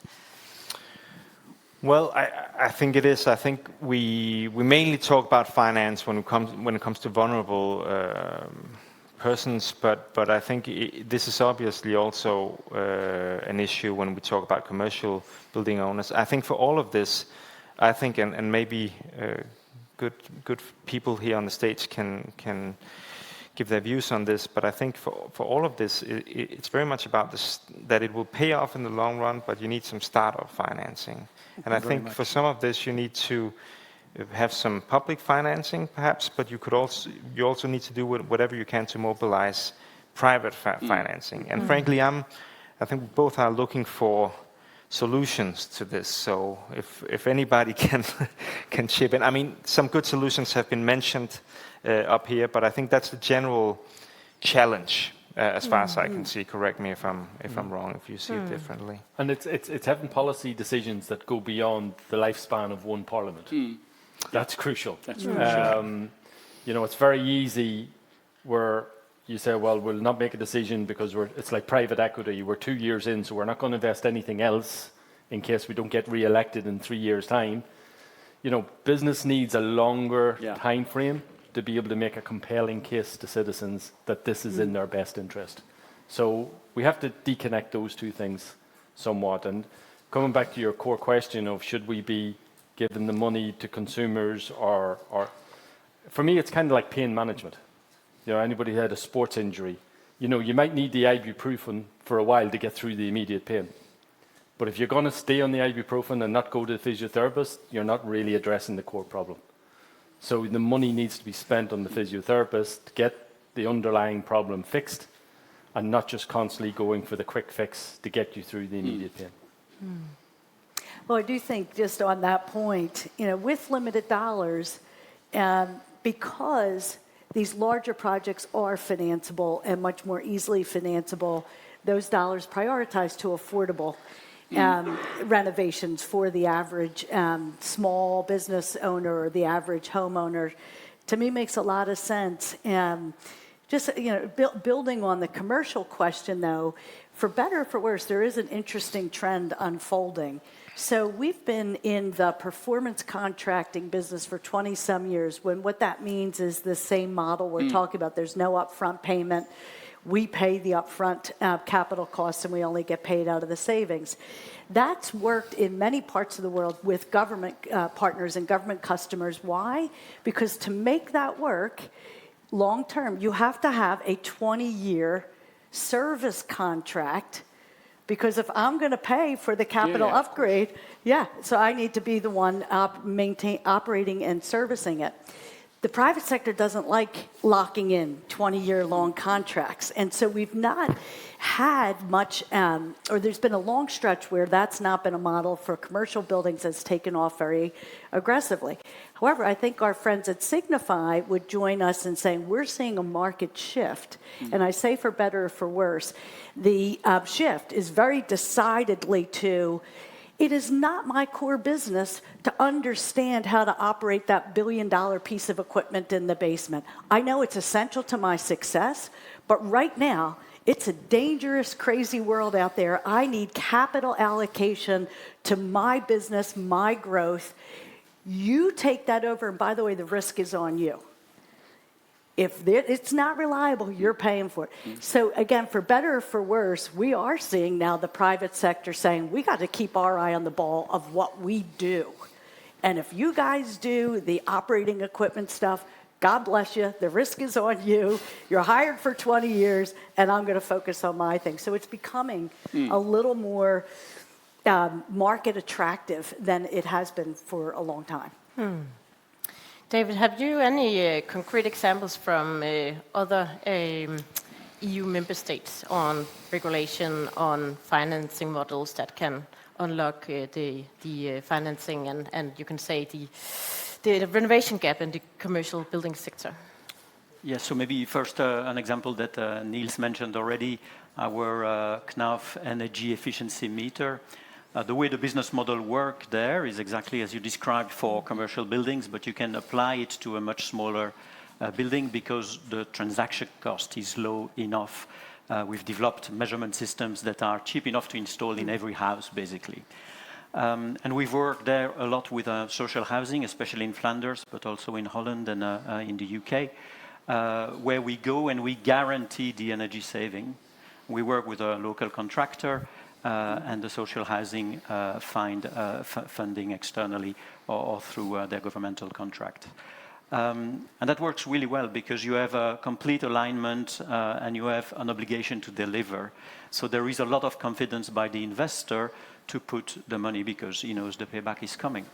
And that's probably a way where in the future, thanks to ever cheaper digital tools, we can start linking better green finance with residential renovation, not only larger buildings. So that's one example. The other one is, I think, relevant to commercial building. It's the scheme that was put in place in 2018 in the Netherlands. Every office building above 100 square meters needed to reach a level of C in EPC terms, so reasonably ambitious. So when you looked at where we were or where they were in 2018, 31% of the buildings were A, B, or C. And on 25, we are now at 83%. So it's more stick than carrot. It's more demand than give. But that clearly works as well. And that's mobilizing private investment together, I'm sure, with some support from the state as well. So a blend of financing, but with a strong regulation. We see similar things in Flanders, where when you have you acquire a building, you have 5 years to move up 2 EPC classes. What I like about that scheme is that it's the moment where there is a project and there is money being exchanged. So it's less an imposition on somebody who hasn't asked anything, somebody who has a project and moves on and can improve as well. So there's many options like that, and we've done so many things in many countries over the last 15 years. I'm sure there is best practices and best cases to be developed further. Very good, thank you. Did you have a question? No, question? I mean that's very interesting. I think, and I think we need those best practices also to be spread around, because you've also seen in media communication at least some bad practice, some worst practices in different countries where this became, the buildings directive, something you might perceive as technical as the energy performance of buildings directive became a main theme in the electoral campaign, because those who supported it, including myself, was accused of wanting to send big bills to house owners because they had to renovate. They were crazy enough to think that it was good to have some minimum standards for the energy classes, that you should upgrade to at least, I think in Denmark it was E, the debate evolved around. And you can find some expert who says, oh, that's going to cost X billion euros, and you can divide it for each house owners and say, yeah, that's going to cost you 50,000 euro if you agree with this policy. So if you vote for that guy, it's going to cost you 50. If he gets his will, you're going to pay.